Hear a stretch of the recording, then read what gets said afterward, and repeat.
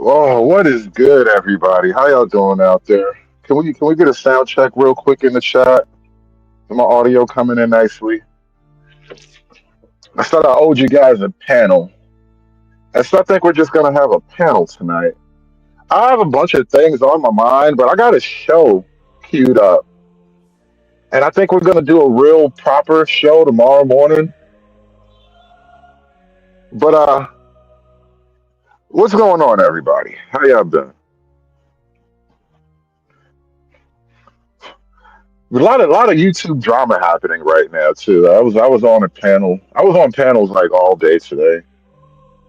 Your boy Sharon Bracey been getting roasted. It's crazy how it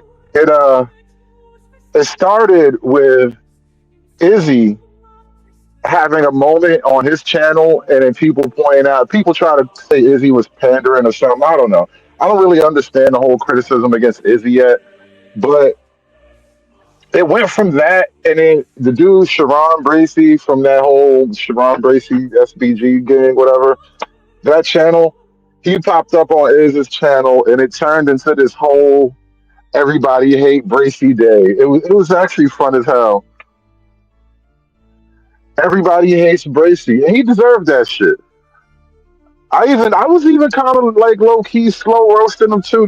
They said I was cooking them with olive oil.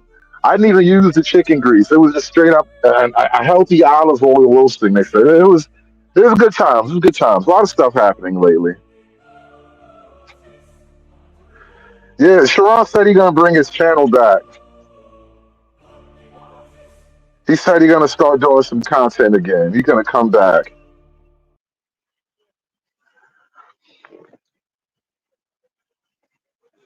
A lot of dudes popped up. I seen what's his name? The Simp God, Daryl Long. He was another one, just like Sharon. They had a channel where they like the whole purpose of the channel was to talk shit about men and to protect women's feelings. The dude Simp God popped up on the channel too. Everybody hates Bracey. It was a great day. It was a great day. Simp God then retired from YouTube. He got married and had a new baby and all of that. Niggas low key trying to grow up with their life. Yeah, bro, the Simp God, man, it was wild. Apparently, the Simp God and Bracey, the Simp King, they had beef. I had to ask, like, what y'all niggas mad at each other about? But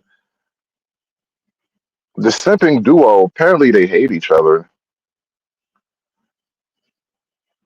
Yeah, yeah, the Pandaverse, bro. The Pandaverse is like the niggas got beef in the Pandaverse. I don't understand. Like, I thought Pandavers stick together.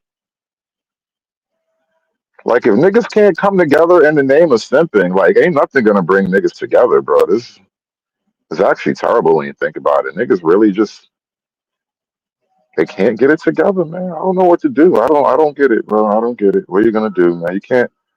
I guess you can't simp with everybody. Like that's.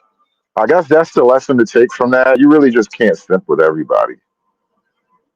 Yeah, there can be only one. That's what Angry Man said up there. I was on the panel. Angry Man came up after a while, and it was weird. Like the dude Bracey is just like such a girl about things, man. Like this is a weird moment. If I was in front of my laptop, I would actually pull this up and do a review of it. I think they're still live right now. But at one point during the exchange with Bracy, and the link's in the chat if y'all want to come up. But at one point, I was on the channel. I was having a back and forth with Bracy, right? And the dude said I had started. He said I struck first, right? Which I rarely do anyway.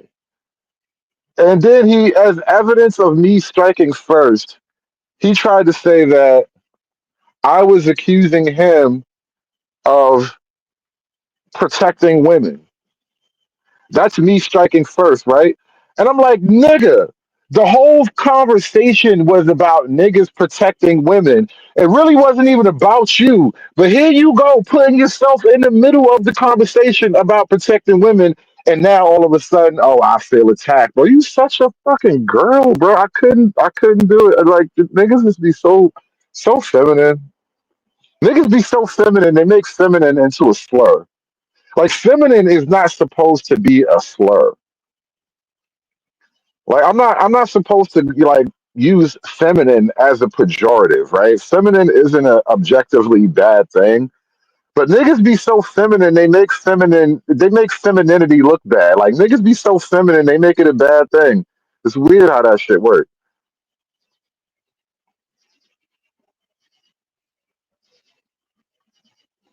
Oh yeah, you said I appreciate seeing you on DJ Witch Doctor keeping order. Yeah, the Witch Doctor got a cool channel. Like even Witch Doctor's a guy where like we can disagree amicably.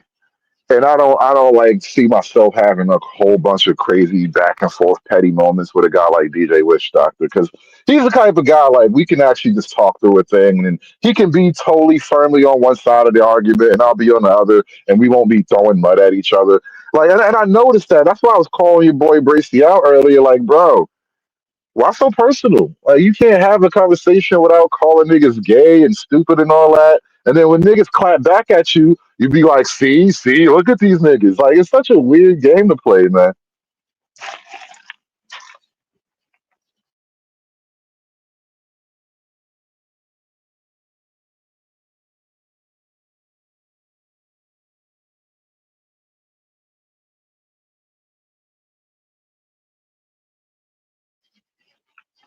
Mm.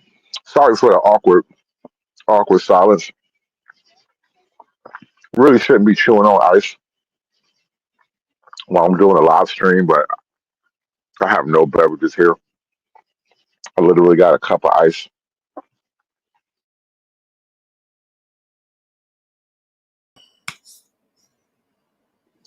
Yeah, shout out to Truism. Talk to the people while I chew on this ice a little bit. I need to quench my thirst. Well, well, well, well, well. We have found some very interesting information about a certain female that has disappeared from these YouTube streets, but not from the minds and the hearts of those whom she has affected. And I cannot wait to talk about that. But shout out to you, conservative, for having the patience to listen to these nippers have the same revolving door conversation over, over, over, over, and over again, bro. I don't know how y'all can do it. You, SKC, and everything else like that. I don't know how you can do it, man. I can't. I don't know, man. Yeah, y'all are better than me. I Y'all tell are you, better than technically, I'm doing it for money because, like, most of the time, like, I swear to God, I be in a truck. Either I'm in the truck alone, me. and so Mm-hmm. I can just talk and then be on a panel or whatever. Or like I be killing time on the clock, bro. I be on the clock. I'm on the clock right now, killing time because I literally got shit left to do, and I just got hours to kill. Oh, And I got so, you, man. yeah, if I was at home with my own setup, I would probably do my own show. Yeah. But when I'm out and about and I got to run errands, or if I'm just working and I can talk, but I got to, drive or whatever, it Mm-hmm. kills the day to actually be on a panel. And when I'm on my panel, I can control it. Typically I do a show about a thing, Mm-hmm. and I'll have a 2 hours worth of clips to break down about a particular thing. Whereas like I get on panels and niggas just be talking, and the conversations eventually get circular because niggas just talk, and when you just talk to talk you wind up coming back to the same things over and over and over. And it usually comes back to these hoes. It's always about these hoes. It's forever about the hoes. How the hoes look, how the hoes talk, how the hoes feel, how they keep saying the same things they be saying about nibbles. It's just ridiculous, man. Like at this particular point, bro, you ain't got no hobbies. You have no other outside interests. It's just the hoes, fam, for always and forever. You gonna keep talking Bro, about these hoes? speaking of DJ Witch Doctor, that was the conflict I got into on Witch Doctor. It is always this nigga Ism lives to like hang off my nuts, bro. Oh, ism, And ickum. you know what I realized? I realized about Ism because I looked at his channel, and as soon as I clicked on his channel, it all clicked together. Oh, you need niggas like me because don't nobody want to Mm-hmm. listen to a 50-year-old man talk about pussy all day, bro. Don't nobody want to hear that shit. Mm-hmm. And that's what I was telling him. I'm like, bro, your whole life will revolve around loving the hoes theoretically. Like, what kind of Mm-hmm. man is that? Like, all you talk about, that's all you amount to. That's all you built on is loving the Yep. hoes. Like, what are Yep. you about, nigga? Yep.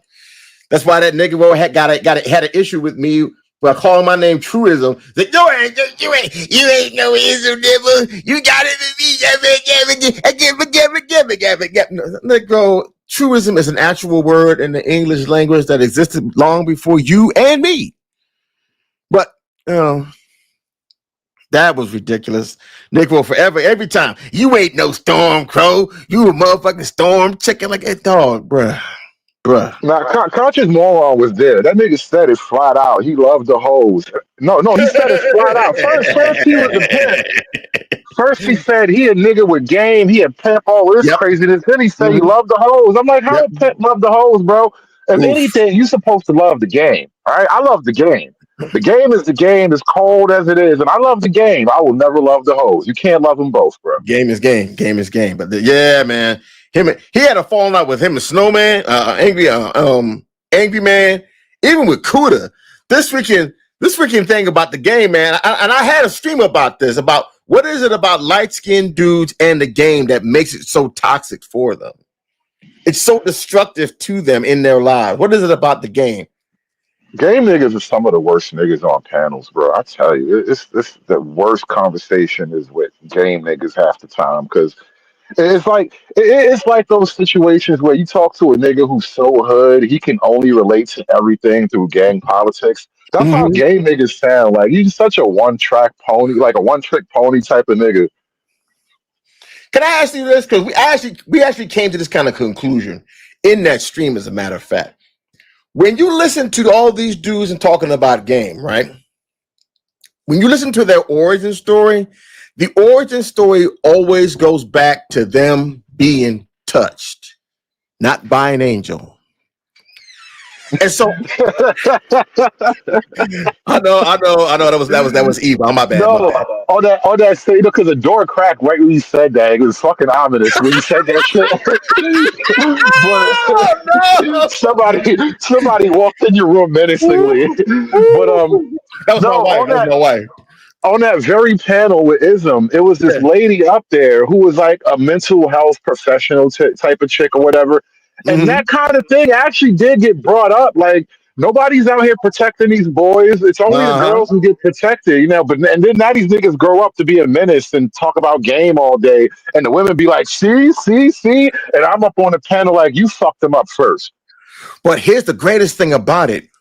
What if game is merely just a transmission mechanism, a transmission vector for the same mental sickness that affected them that they pass on to others? It's like a doggone virus that goes from one to the other. And the game is the transmission. I've I've, I've I've sort of thought about it in a completely different way. Like Mm-hmm. game is necessary in a land of free hoes. And, Mm. and the sad part about it is freeing women. You would think that freeing women wouldn't automatically translate to whoredom, but low key that is kind of their base natural state. So like Mm. when feminists talk about the patriarchy subjugating women, they're not completely wrong.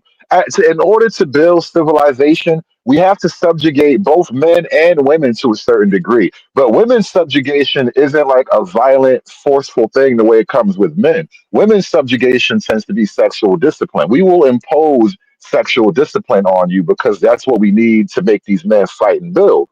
Now, when it comes to women being free, Mm-hmm. that's when game arises because once you free the women, they're free to operate on their sexual whims at nauseum, right?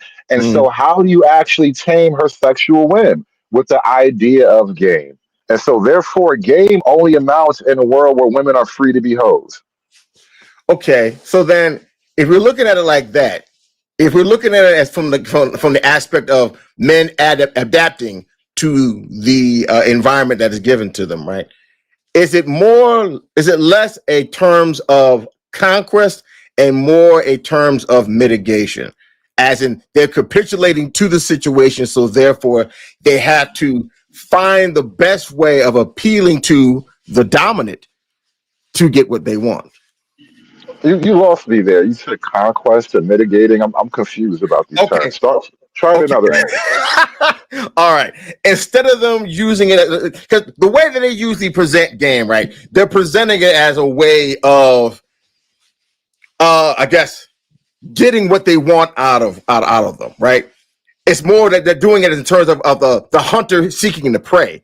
But when you put up the mindset of this is basically them operating in the environment that's already given to them, then it's less of a terms of them hunting and more of a terms of, and let's just be honest, for all intents and purposes, a fucking mating display where they basically beg, Sort of, trying to get these hoes' attention so they can get the poon.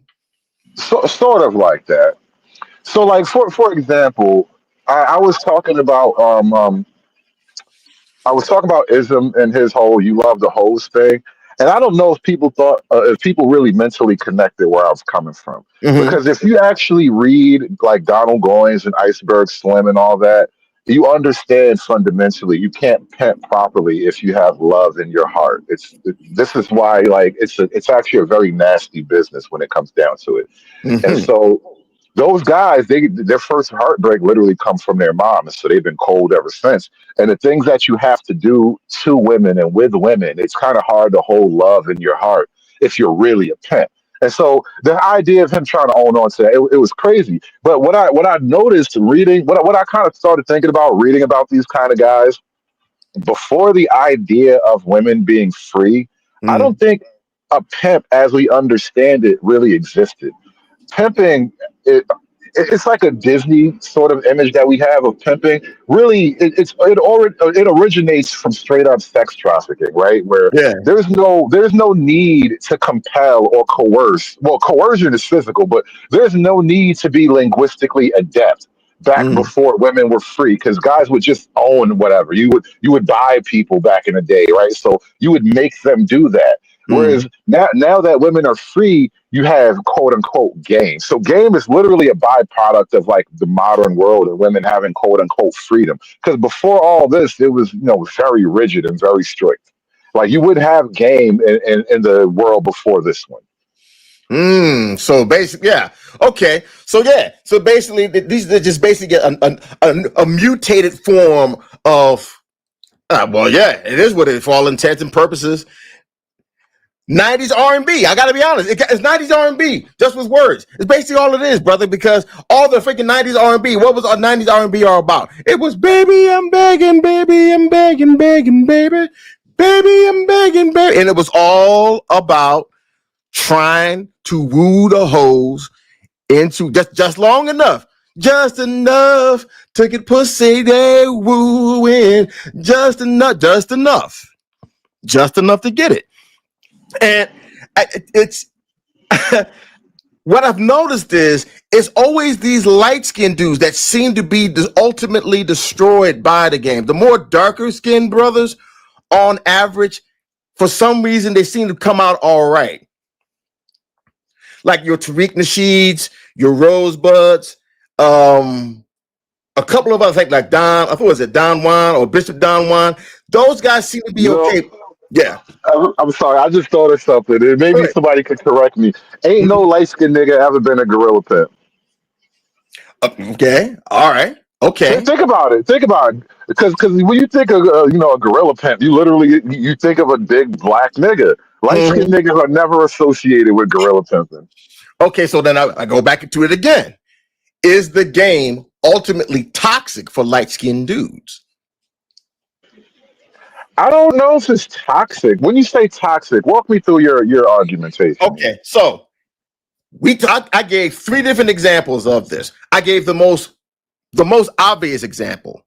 This light skinned dude named Sharp, right? You may remember him from Soft White Underbelly. But if not, you will also remember him maybe when he used to be on the Adam, what is that? The Adam 22, whatever the fuck. The dude that let his chick bang up the porn star. That nigga. He was a light-skinned dude, right? Now, when you look at him and listen to him talk, you can tell that he was a pimp. Now, Was he a gorilla pimp? You couldn't see it on him. But I think because he wasn't a gorilla pimp, the last time I saw him, he literally got triggered by some ran through black bitch on I think one of the last times he was on the Adam 22 show, and he just started crashing out. So like I was looking at it, I was like, if a guy that's been in there, he's been in this for a good hot long minute. But at the end of it all, you can't deal with an old ran down, run through, underwash poon having bitch. Something about the game has destroyed him mentally that he is not able to adapt in a situation that already suits his skill set. Dealing with hoes. How you going to have a problem dealing with hoes when you literally are talking to a hoe? No hoe is supposed to get you to crash out if you're supposed to be so staunch in the game. Didn't work. Didn't happen. I did the same thing with DJ Kuda. I did the same thing with Ickham.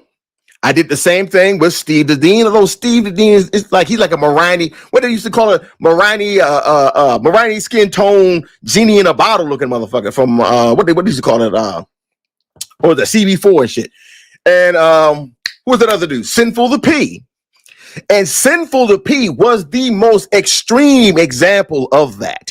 He was a P, but ultimately he died in his 40s, a relatively young man, all because of the game.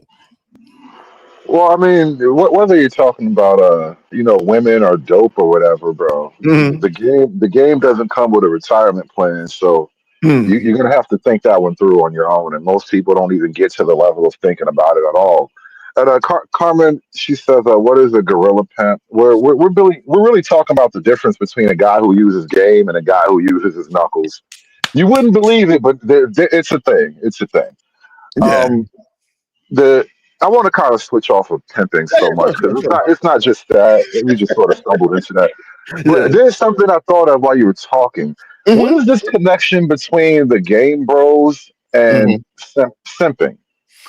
For example, the guys who are like the game bros and the guys who, they say they had all the women, they are also the guys that you wind up arguing against on these panels when you're like criticizing women. Like the game bros wind up being the biggest defenders of women. And I think it's weird because as a game bro, you should see women as their evilest, right? Because you get to benefit from women's evil and duplicity if you're running game properly, right? You get to be the side nigga, right? So you can watch her as she calls her boyfriend, like those videos where she laying up with one dude and she texts another dude, like, can you Uber me something to eat? I'm hungry. And then he wind up buying a meal for the nigga that she's smashing, right? Like if you're a game bro, you should be able to see that side of women. But for some reason, it's like low key the game type niggas that I wind up having these conflicts with because they want to defend the image of women that they take advantage of or that they use to advantage. Okay. Well, then if that's the case, then right. And I see why you mutated the conversation towards this because this actually kind of spins off of that. I think, and this is just me spitballing this, right? I think they have spent so long trying to, for all intents and purposes, an arrhythmic, non-musical pussy plea to get these hoes on the team, as it were, that it automatically flips a switch in their whole ontology and their outlook of the world. So the fact that they're so busy or they're so trained in singing songs of servitude to the bitch that they will always come to the bitch's defense when other men are talking about or critiquing any of her activity. I had to close my eyes so I can think that through. I think what it is. It's an old habit with them. Conscious Moron says, I think game bros don't worry about one woman because they have game and it doesn't hurt them like the men in the manosphere. They literally stick and move, pump and dump. And this is what kills me about the game bros, right? If you stick and move and you pump and dump, then you should have no dog in the fight when guys are just broadly criticizing women. It's not like they mean Mm. all that much to you anyway, right? Right? You would think that. You would think that. Methinks the game, bro, doth protest too much. Let's just be honest about it. So what's all I'm saying, bro? Like I thought you niggas don't love the hoes, but as soon as we start to criticize the hoes, it's like, hold on now, that's my lady. Forever, my lady. Don't talk your shit. On some old Jodeci shit. Niggas be in the desert. Yeah. Niggas be in the desert with the leather suit on. Lady, I will fight for you tonight.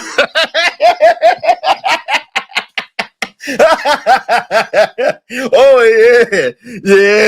yeah, bro. You definitely on to something with that. That's exactly what they do. Because again, I gotta be honest. These dudes are literally, instead of them, how do I want to think about this? A pimp only has value if he has a stable. If he has no stable, then he has no value. So if a game dude is only able to certify and verify his game if he only has hoes that he can fuck at a moment's notice. And if he has none, then the game has left him. Almost like the spirit of God when Samson got all his hair cut off by the light. That's the coldest part of the game right there. She took the game from him. No. Oh no. Oh, the Bible was telling you the coldest game of all. Don't let these hoes take the game from you. Oof. Hold on, wait a minute, True. We got a new contender. Welcome to the show, Conscious. What's going on, bro? What's going on, brother? Hey, Conscious Moron. What's going on, Moron? That's my Moron right there. What's going on? Chilling. How y'all doing, man? Maintaining, good brother. Maintaining. You talking about the motherfucking game. Yeah, what made you click the link, good brother? Something I said was so egregious. You said, you know what? I got to tell this nigga to his face, so to speak. He said egregious. You jumping off that? No, I think the problem with like the man in the manosphere in the game bros is like the game bros is trying to tell you gotta like not worry about it. You can't harbor on fat women that you don't want all the time. Mm-hmm. So when you harbor on that, that's what you're gonna get. You're gonna constantly get that. You know what I'm saying? Like game bro, just like stick and move. If this chick don't like you, go on to the next one. Don't even worry about that. Like let me counter. Well, let me not counter, but let me throw something at you, and you can respond to this. Right? Mm-hmm. You just sort of made that whole like sort of coaching commentary, and what I take issue with, like for example, like today, talking about panel etiquette, how dudes be having women on the channels, but then when the women say something crazy, you don't let the other men respond. And so when we talking about that, somehow a comment like what you just said gets brought up as if that's the issue at hand. Like, stop, like, why do niggas think the problem is some kind of game coaching thing? It's not that. Like, bro, let niggas have their problems with women without it being about you need to just learn how to get some coochie and this crazy bitch won't look so crazy no more. No, see, you totally missed it. You totally missed what I was saying. I was saying you need to not harbor on her. If somebody rejects you, you just move on. You see how Right, you but it's can't not just about spin that whole. romantic Hold on, rejection brother. though. I'm gonna It's let not you about do. romantic rejection. I think it is. It's hard. It's not about it's harboring on it, and then it makes you a little leery to go to the next one because you're gonna assume that next one did you just like the last one, and that's what y'all Okay. get caught up in that loop. Like, well, she So gonna you treat me say just like the last one did. No, you think it is about some kind of latent rejection, even though I we're think talking it's some about insecurity. I think it's fine, kind of a fine. mixture of that. I want to scratch the surface a little bit deeper here. You say that it's a latent insecurity based off of like previous rejections. So whenever men and women are interacting on these YouTube panels and the men take issue with something that women say, you're saying that's literally because of some romantic rejection back in the day or whatever. I was talking about what you were talking about on this panel. I don't know where you're going. No, I I was was literally actually saying I was talking about that kind of thing. That's why when you first brought it up, I'm like, it's weird how that always gets thrown out because I don't know why you would bring that up in this context. So I think you kind of what lost the you context, were maybe. talking about game, and that's what True. I was going Okay. off of that. I was going off the game scenario and Okay. why gentlemen in the game, or I guess the game guys, as y'all call them, are trying to tell y'all these things. Is All right. All right. because Fair it enough. almost looks like you're mad at, you know what I'm saying, the previous woman from prom, and you 45 years old. Let that Can shit go. I ask a question then? If we're going with the supposition of what Hood just put in here, when you're talking about engaging on a Ponadu, are you saying that him reacting to whatever this female did is the same exact thing, or is it? Oh I'm no, kind of. panels are the gladiator doms. You can say what you want. It's up to the host, I think. I mean, if we're gonna talk about that, like it's America, you can say what you want. I grew up in the era of sticks and stones may break my bones, but words shall never hurt me. So Of course, yes. unless you paying me, what you say don't mean nothing to me. You know what I mean? Okay. Everybody ain't like that. So I mean, if I'm on the panel and I say something crazy to you, I expect you to say something crazy to me. So what about in regards with the females though? So now because that was exactly anybody can get it on panels, bro. Okay, but you're right. That's my motto. You're right. But this is that was the actual thing that Hood was presenting initially in regards to that, and then you went with the whole everything else with that. Like you went from that particular circumstance, and then you transfigured it over to you got a problem with hoes, you're holding on to resentment, yada yada, this, that, and the third. It's kind of maybe when I caught it, I was catching the part when he was talking about game. Gotcha. Like panel etiquette. What's panel etiquette? This is I can hide behind the avatar and get as crazy as I want with you. So, what panel etiquette? That'd be the most trivial shit. You care that man? Come on. All right. Okay. That's why I dropped it too. Maybe we misunderstood each other in this moment. Fair enough. Gotcha. Mr. O, what's good, bro? What's happening? What we talking about, gentlemen? Yo. What's going on? Anything you want to bring up, bro? I'm not really kind of controlling the floor right now. Just etiquette. We're monitoring the etiquette, bro. If you want to introduce a topic, feel free. I heard something about gorilla pimping that kind of tripped my ear. You know what I'm saying? And I said in the comments section, that's the only. Why did I know that triggered your ear? It's a Chicago thing, isn't it? Well, yes, sir. Yes. I mean, the guy that wrote the book was pimping hard in this beautiful city of mine called Chicago. So it only fits us. But since we are talking about modern relationships, I mean, modern relationship is like a pimp and a hoe type of arrangement, unless you want to be the simp. I'm just saying. So which one are you in the equation? You the pimp? Yeah. Draw this out for us. Yeah, that's crazy, bro. I'd rather be. I ain't gonna lie to y'all. For the sake of the community, for the sake of the black race, I wanted to be a simp for practical reasons, but since the simp never gets nothing in the end, the nice guy finished last, and nobody gives a damn about old granddad's legacy. It's always Big Mama's house, not Big Pa's house that sacrificed all the years. You know what I mean? See how he went down this road? Well, this is how I don't like to characterize it in terms of like pimp the way you did, but this is a sort of a part of the conversation I was having when I was over on Witch Doctors and we were bringing this stuff up. Hold on, as a black man, why would you want to model your relationship as a pimp versus a hoe, or even I hate to tell y'all this. When did the pimp ever lie to y'all? The pimps were right about women. Listen, pimps are wrong about a lot of things, but they're right about women. So you saying the pimp never lied to a hoe? He lies to hoes. Key word. You just said, man. No. Conscious. Look at what you just did. The question was, when has a pimp lied to y'all? And you interjected with pimp lies. Pimps lie to hoes all the time, thereby making yourself the hoe when you need not be one. No, I'm saying, Oof. who else Just would be saying. talking to a pimp? Why would I be talking to a pimp? But again, pimps. Exactly. The So how?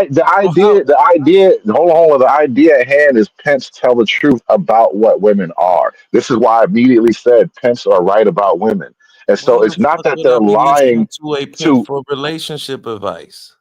You because see they're that right about mentality right women. there? No, Because they're they're not. right They're about right about women. hoes. A hoe is not a woman. Shit. Oh No. my They're right god. about they are right Oof. about the base Hebrew truth. nature of Oof. the base nature of the female animal. They have wisdom and insight that the No, average no. pills, So, the Conscious Moron, can I Johns ask you a don't question? want to understand. so Hey, hold Conscious on. Mm. Moron, I want to You go ahead think? and ask you this. Now Yeah. we live in a day and age that none of these women that we come across are not no Susie homemakers. Uh-oh. They don't have so-called decorum. But These none of the chicks that niggas you come across are Wally Beaver either, or Mr. Cunningham. So what are you talking about? all We're right. in modern times. What the fuck? Okay, Y'all touche. still want to live in the 1950s and shit? Hey, ironically, that's what everybody want to go back to. They want to go No, back to that's the what niggas in the past want to go back Hold on. to. Finish your whole thought about these women are not leave it June Cleaver. I want to get the whole thought out first. All right, so we are dealing with the modern woman, right? That has more bodies than John Wick, the Equalizer combined. They have the disposition of a boss chick. They want to be like John Hamm's character from Mad Men. They want to be Don Draper. They want to be the female versions of Don Draper out here.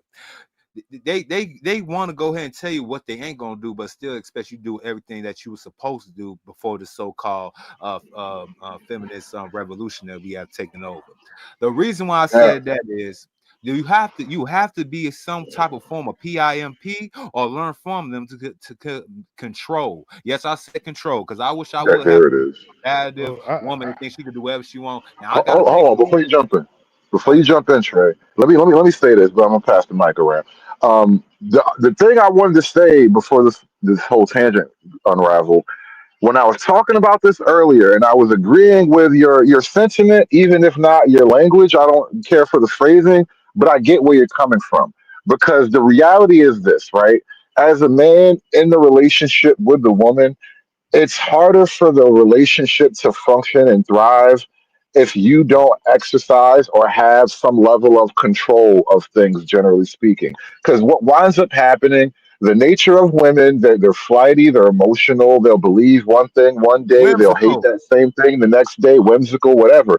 And so the only way to keep the relationship stable is for him to be able to override her womanness.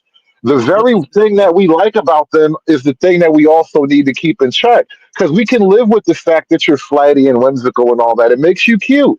But I don't want you to have control over the ultimate outcome of things if that's how you're going to be. And so, as a man in a relationship, it's better if you can actually operate that way and exercise some level of control. That's where I kind of agree with you. Like, you kind of have to have that order of like, it got to be me given. I gotta have the last word on things. All right, guys, you guys got the floor. More conscious, you want to say something? Go ahead, conscious. that's just astounding. I'm just wow. It almost seems like y'all want to like literally, like he said, control women. It's just it's not gonna happen. Like especially all women. Like maybe even getting your woman on your program, I can understand. But trying Let's to Now, not say all, bro. that's I'm not say not that all. ambitious.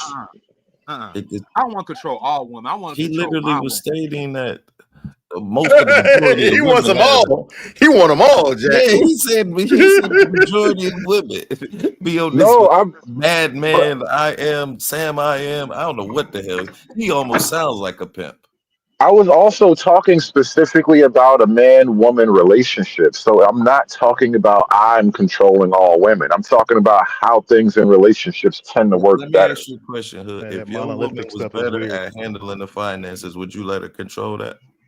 Say that again. If your woman was better at handling the finances, the money, she was better at you than that. Would you let her handle it and I control it? mean, yeah, if I met a chick who like worked at Merrill Lynch and had the corner office, perhaps that's a good thing to do. But generally speaking, most guys aren't meeting that woman. And I'm gonna tell you the truth. Like when I was coming up, my girlfriend at the time, she knew a lot more about money. Tax season, she got me more money. You know what I did? I shut up and listened because she helped me get more money. Now it's things I knew that helped her. And it's about that. It seems like it doesn't want to be an exchange with y'all. It's like I gotta control everything. I know everything, even if you know things better than me. I'ma still Yes. tell you what to do. And like Yes. that's Yeah, because yeah. Yes. Go ahead, Trey. especially if your woman's Yes. better at it. You know what I mean? Yes. That's how it works. It does. You're better at everything than she is, bro. It's got to Okay, be that way. That's the okay, only way it can be. okay. I mean, if Because that's the way But you think, then I understand. no, But because I we just want don't to think take that's all. Look, logical. the reason why we want so-called control because we want to take a full responsibility. The reason why we want control because we don't want to say like I gave you these responsibilities, and if she fails, we both fail, and guess who's still gonna get blamed? Right, because it's gonna be my Oof. fault no matter Oof. what. No matter what happens, it's gonna be my fault. If we fly, if we die, everything is gonna be my fault. And all I'm saying is, if I have to bear the burden of failure, then I want control. That's all I'm really asking for. And so it's not a tyrannical thing, but I'm just not dealing in a fantasy situation because I think as men, as a culture, we keep getting sold this idea that we can have an equal 50-50 partnership. Your woman is going to have the same type of logical process that you are. And so it doesn't matter who's in charge. Like, and what you're finding out is that relationships are struggling. And maybe that's part of the problem. We all believe silly things about relationships that we should just do away with. well, it's as simple as this, fellas. I mean, I hear my man Conscious salute, bro. But you're speaking in that monolithic, FBA way of thinking that, this 50-50 or she can do this or like women are this. No, bro, it don't matter what they are except subservient. That's it. Hey, Trey, Once you own that, That's right. I can once you respect you, Trey. He ain't yeah, beating once you around the own that, bush. bro, that's it. It don't matter what she say, what she do, you the man. That's it. Like, here's the thing. She could have went out and like made you like $1 million. I Bro. made $1 million. She just assisted. You own Bam, it. right there, right there. I mean, you gotta have to go ahead and get the Hey million. I Trey, mean, at least I can respect your thoughts, man, because you outright say what you mean to be what you say. These other dudes beating around the bush. You want a woman subservient to you, and I can't knock you. And there's gonna be some women that are It's not a down with want, that, but bro. every woman ain't gonna be down with that. No, Well, And well, that hold just on, it's hold not. on. Hold on, real hold quick. on. Let me finish. I mean, Yeah, and finish Trey your point. wants that for his life, but some dudes don't want women to be subservient. Some dudes want women to be their partner. and And do they you think those it's kind of bad if dudes that? are Hold on. gay. If you think it's bad because they want that, Trey? Yes, Yes. and let me Oh, respond real wow. quick. It's like this. When I see the dudes that are like struggling, going through what they're going through, well, guess what? They got to own up to that. It's like, no, dude, don't be trying to pass the buck responsibility wise to your woman now. You chose a partnership. Mm-hmm. When a lot of niggas want to quote the good book, when the good book speaks inherently against this partnership. Every book of the Bible says, what I'm saying, you got to lead as a man in a certain way. Straight out big dog's mouth up in the sky. No, I'm saying, And Trey, if you choose, what if this if dude who's in a partnership says, "Man, I like this partnership. It is working out for me." Is that bad for him? no, whatever he gets, he Yeah, gets. that's what I'm What saying. Like, it just Yeah, seems like, whatever he gets, he gets. yeah, And yeah. even the book of Ecclesiastes says that's a time for everything. That's a time to be a simp, and that's also a time to be a pimp. I I'm ain't sorry. reading But no white man's I book. Get don't that out of my I face. don't see there's any. I don't think there's ever a time to be a simp, ever.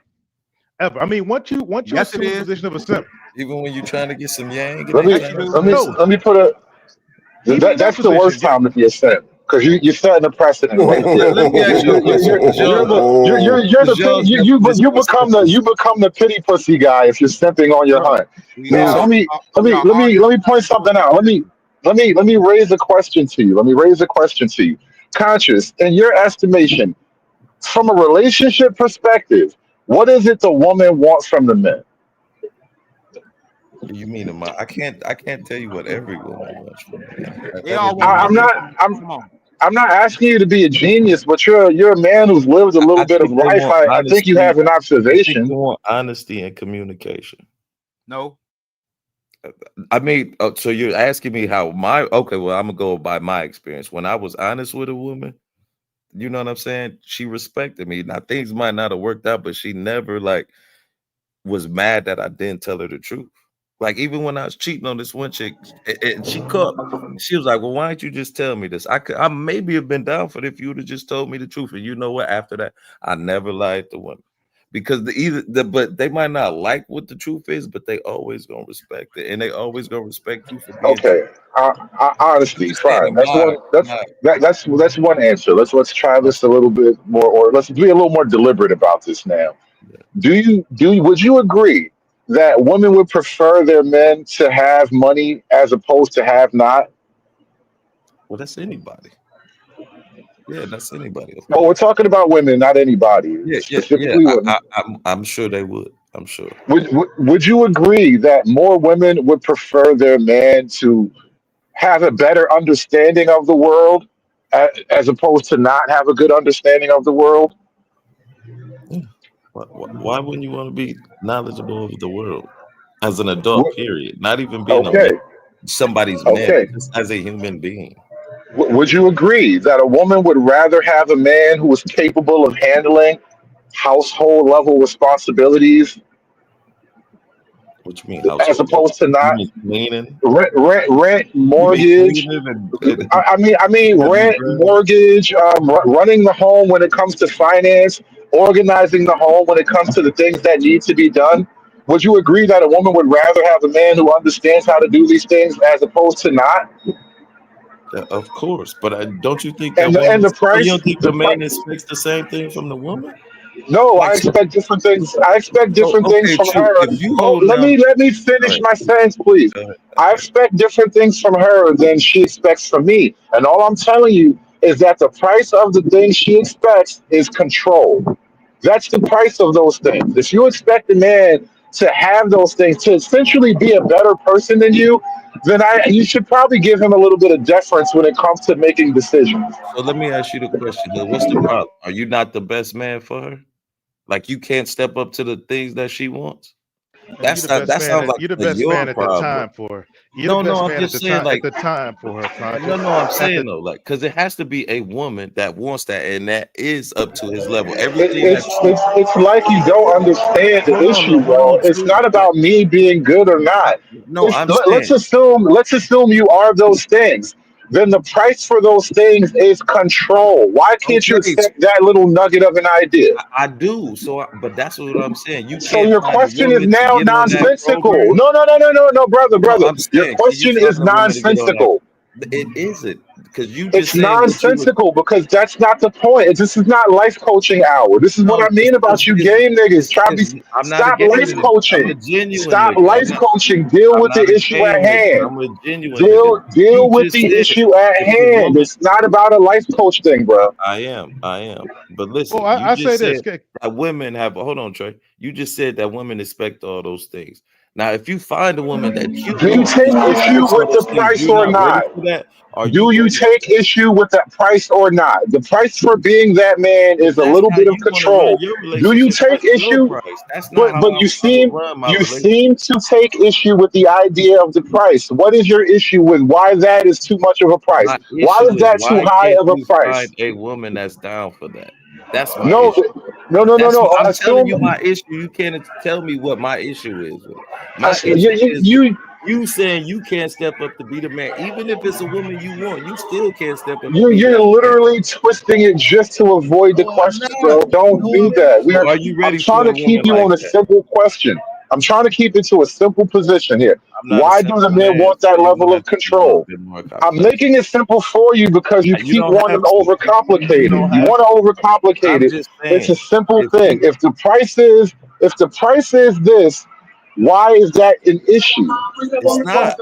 It's literally not. If that's You what you made it an want. issue though. You No, started this whole line of conversation by making it an issue because oh, guys who oh, want that are somehow problematic. oh, I said the dudes who keep crying about women that they don't want is the problem.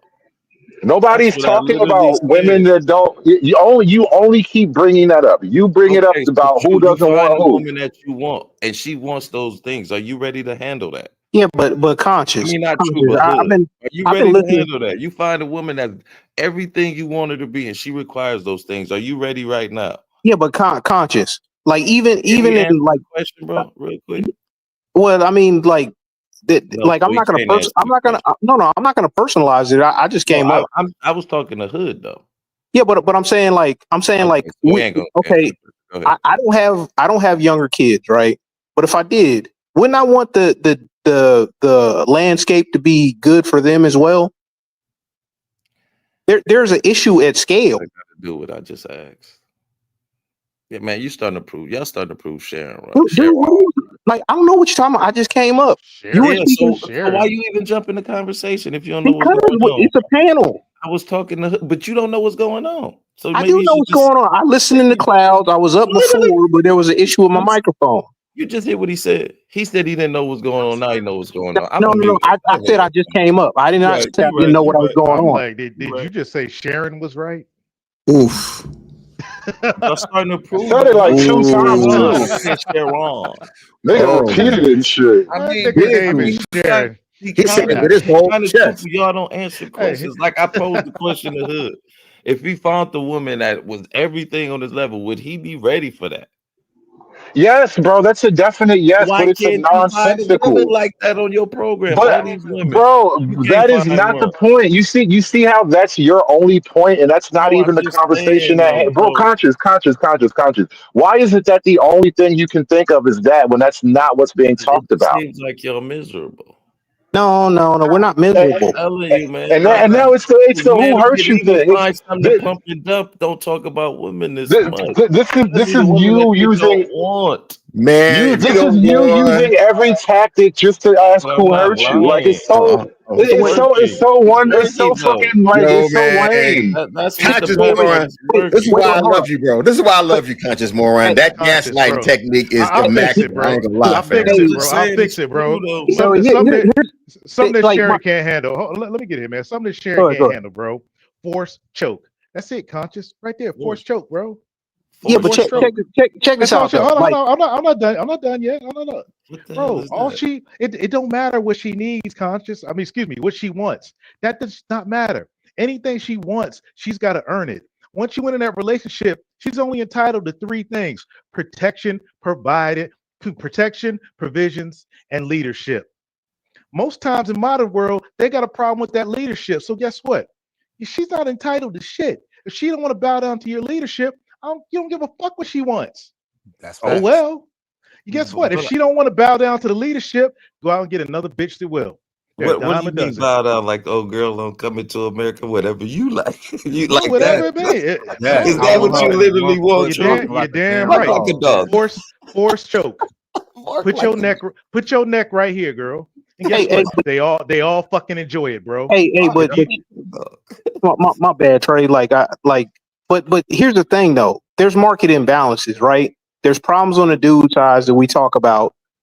Case example: people waiting for a little girl to turn 18 to do OnlyFans. That's an issue. Yeah, there's also an issue with expectations and how people don't have real expectations. And the normal, like, middle class, like family would get together and build like wealth and all that stuff is not happening.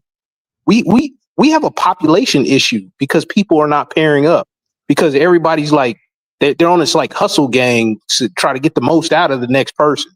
I gotta get what I'm saying? mine. You gotta True get hype. yours. I gotta disagree with you, True Hype. Go ahead. It ain't dudes waiting, man. Because man, bro. One thing I agree with Conscious. I'm a nigga at heart, bro. I'm originally a nigga, and niggas been smashing chicks before they turned 18 for the longest time. You know what? Hold on. You know why? Because these hoes was out there with drug dealers, military cats, freaking NFL. Right. I mean, college football players. The whole nine, Trey, bro. Trey. Way before. Trey, These hoes know what they doing when they turn 18. That's not what I'm speaking towards, though. The OnlyFans issue is a problem or whatever. You know what I'm saying? Like it's different than the old dudes and the deuce and the quarters pulling up to the high school. You know what I'm saying? No, it's not. It is different. It's the same thing, bro. It's just digitalized now, man. It's more convenient for the women, if anything. Yeah, but I'm saying that like says a lot about those dudes that's got to prey on those young girls, though. You got to think about that. No, You're not I'm not letting gonna say. I'm not gonna say preying on the young girls because they getting coached up by old women to do this stuff too. They moms is putting them onto it, bro. Fuck them hoes, bro. And it's the Yo, thing, man. It's where you wrote. Don't be caping for these hoes out here, man. They know what the fuck they doing. Fuck them. yo, If they gonna put themselves out there when they turn 18, fuck them. You gotta stop. You know what? The ones that are going are going. The ones that want to put themselves out there, fuck them. Let them be that way. okay, look, I want to go ahead and dead this argument. So an Trey, I'm 18-year-old rolling with you. chick, an 18-year-old chick is not grown. All right, so she's not grown, she's not legal. So that means I'm she not should gonna not say vote. that.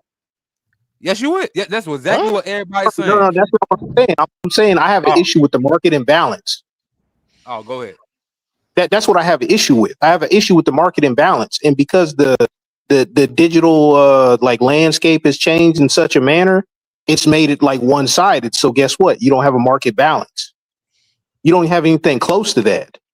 What do you mean? You already had an imbalance already between male and female. Bro, we got it. We are black men. Do you know our numbers? Bro, here's the You thing, know man. our You know, Con just got a numbers, point, man. Here's melanin power. Here's how you increase your melanin power. Learn a different language, bro. Go where freaking OnlyFans don't mean shit. Soon as you leave this good, wonderful first world luxuries, OnlyFans don't mean shit. Yeah, but Trey, I'm not making an issue for myself.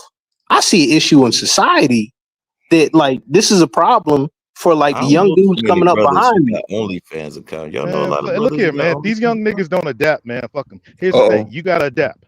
These young niggas out here, man, they've been coddled so long by their mamas that they ain't got no uncle, no daddy out there telling them what to do. Because here's the thing. Back in the day, we would have had this conversation in the barbershop and little niggas would have been sitting around listening.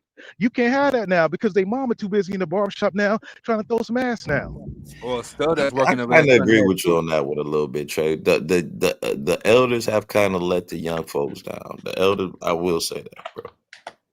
Hey, bro, I'm 100%. If everybody on this panel over 35, we all the elders. Well, I'm 100%, but Mr. O, I'm 100% with conscious though. Those that came before us, like wanted to compete with us. You know what I'm saying? Instead of giving game. Bro, it's up to your daddy. It's up to a daddy to give game, man. That's where it starts at. Dad, uncles, brothers.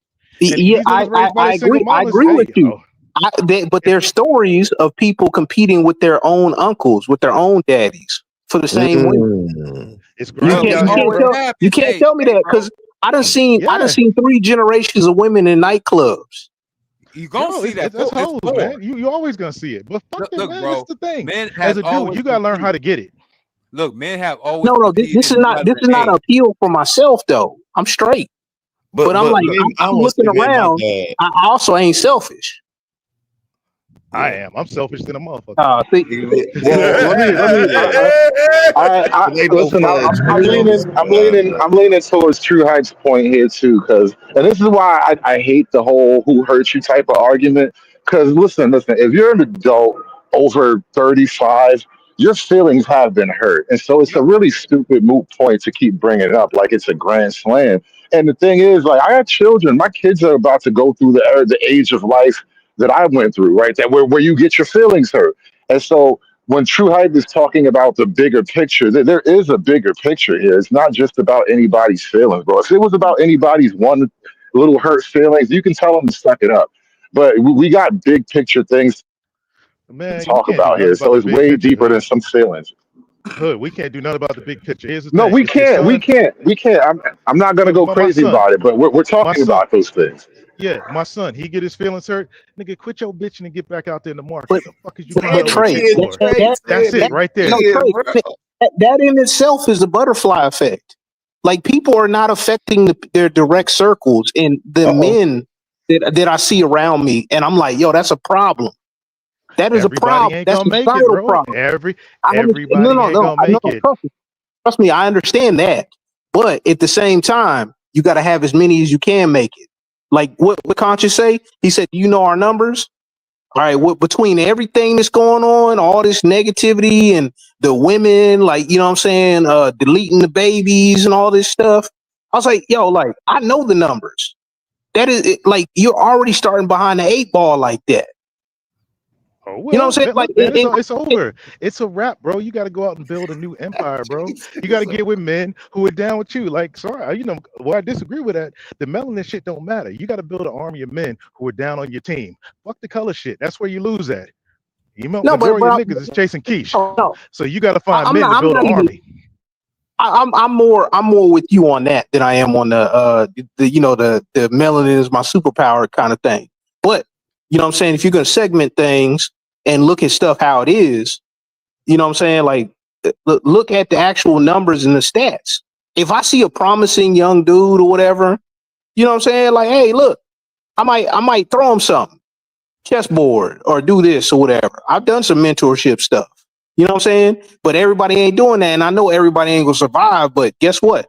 Hey, maybe that little bit of encouragement that I get to the next person, whatever, is that whole butterfly effect deal.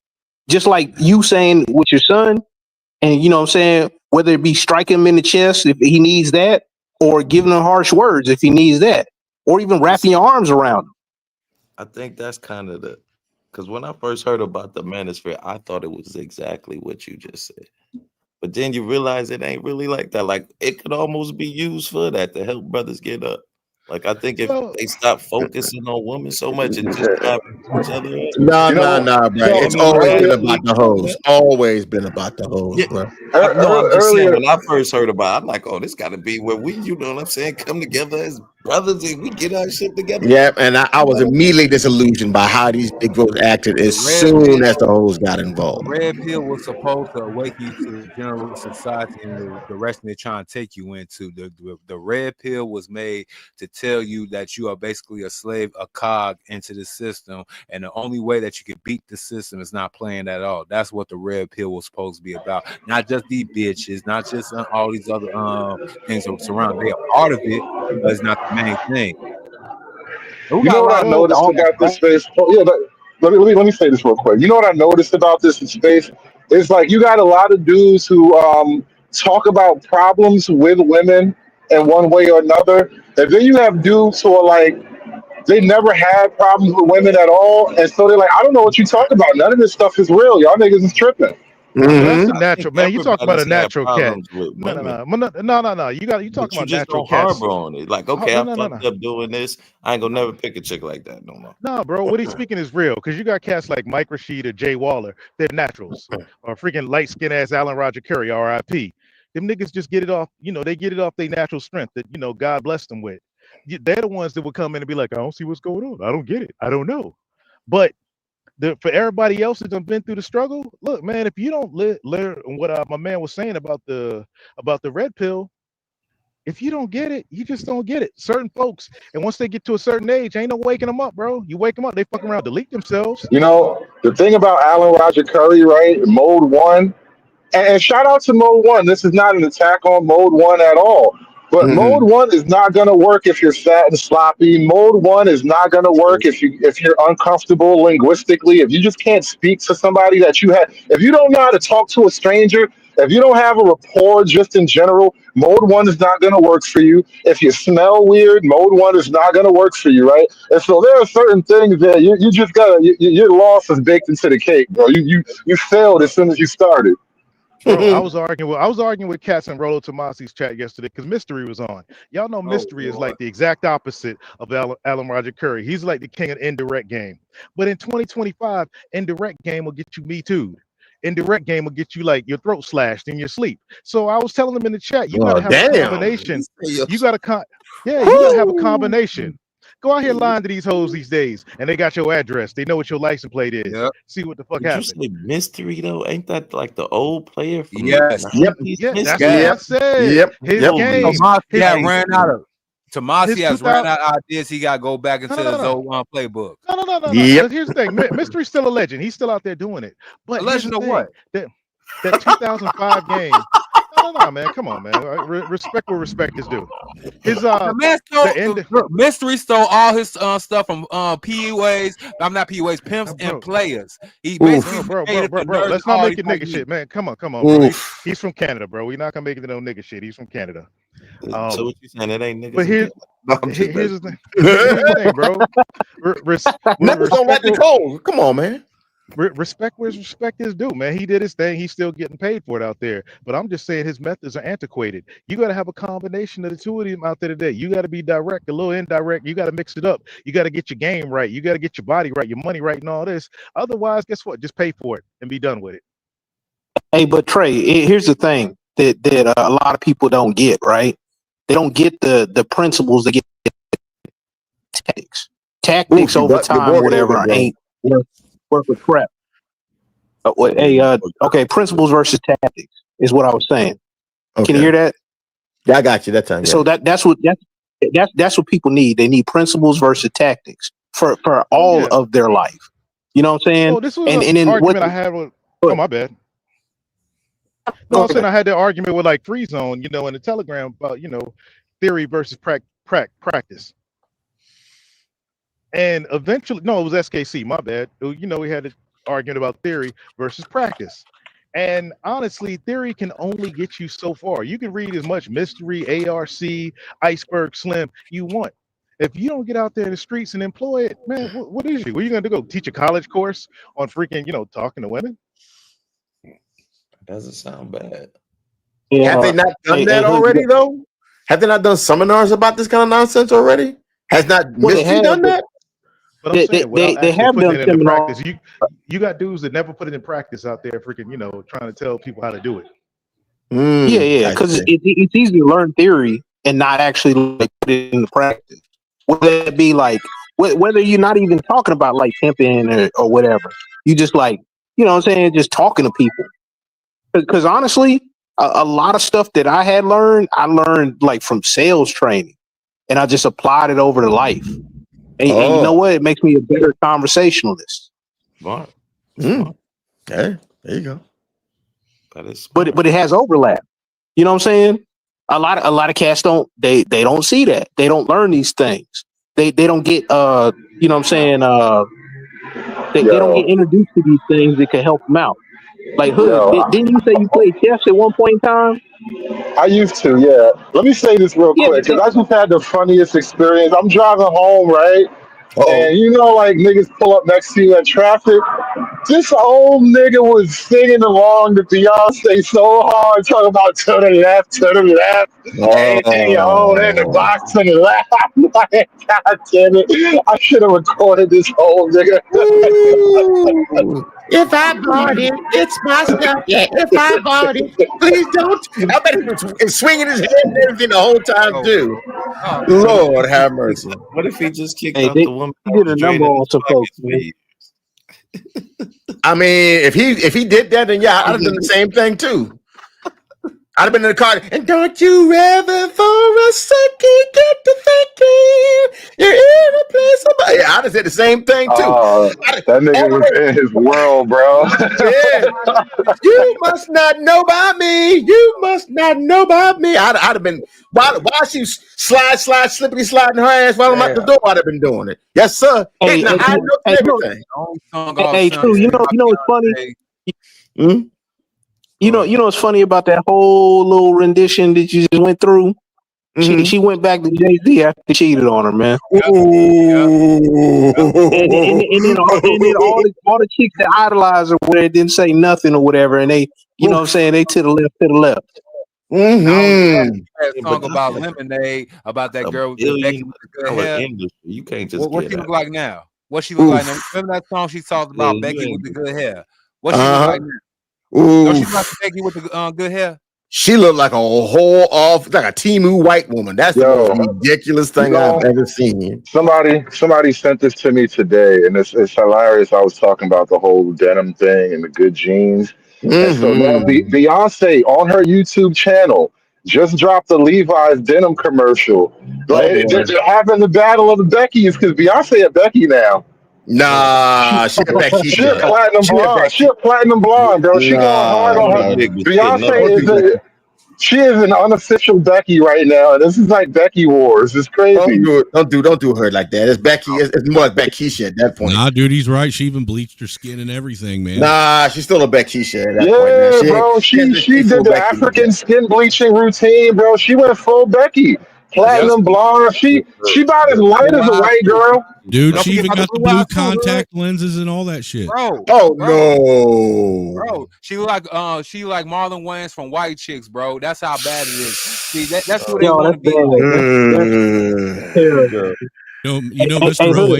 ain't wrong either. She really do look like Marlon Wayans from White. The final Hey, level Hood. for a divester and a swirler is to become a white woman. That's their final level. Man, that's Mm. terrible, man. Hey, Hood, man. Like, you need to add the Sierra joint where she got the citizenship from was it Benin? I got to bring that up on the Africa show because that's an African Yeah. thing, and yeah. And you know What? the crazy thing about Benin, bro? Benin was one of the slave capitals. Yep. Oh no. Oof. So now she's a oof. So wait a minute. She's Fake African stuff. oh, so she basically is a member of a slave master. Oof. Like the homie. Ooh. Hey, y'all remember Like, what was that chick name off of The View? Sunny Hostin. Sunny Hostin is another one. She talked all that so-called people of color. We do this for the black people, all that good stuff. Kind of found out she descended from a Puerto Rican slave master. Oof. So what? hey, That's Do cool. the homie. I like her now. Do the homie. Hey, Do not- the homie. I like her now. not just on the Puerto Rican side, Well, Mr. no, O. Not just on the Puerto Rican she be side. doing it. She hypocritical with it. She be acting like slavery all so evil, but you know, you slave blood, baby. You gotta own your people. Oof. Hey, Facts. Lean Hood, into it. you know what's really funny about that?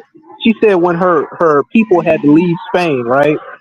Mhm. And why does they coincide with the a certain people's Low key, yeah, bro. She was giving up game. You know who else is? They said they got Sephardic ancestry too. AOC. Yep. Bro, of course, man. Come on, man. Bro, Listen, you but got to read between the lines. I don't want to turn this into a noticing stream. Yo, I was on a stream with Be Brave the other morning, and I tried to tell them, bro, you have to take this down. And they clipped them live on air. Like, listen, man, it's hard out here for a noticer, bro. man, that's what I say, man. This whole, like I said, the whole weird African stuff, man. I'm telling you what, man. When you talk that stuff, it makes like the people that look like snowman, the women that look like snowman, look at you crazy. That is the worst thing you could do out in the streets with this game if you're trying to go anywhere else besides the Queens, is up there talk that stuff.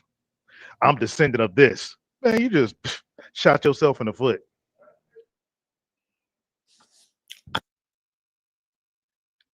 I mean, hey, some people like self-inflicted wounds, man. Yeah. They're going for punishment. Dude, I'm a descendant of my daddy's nutsack. That's about as far as it goes. Thank you. Hey, you know what the Damn, craziest you thing open though? up your mouth just to say some gay shit. Like, your introduction, that's crazy. Yeah. But no, I mean, I heard a whole bunch of cats saying that the other day that somebody here was talking that crazy like slave stuff on Twitter, on X, and somebody responded the same way Snowman did. It was probably you, Snowman. It's the truth, though. Yeah, I'm a descendant of my daddy. But here's the crazy thing: my uncle's 90 in Houston. We chopping it up the other day, you know, because now my dad's gone. He always chop it up with me.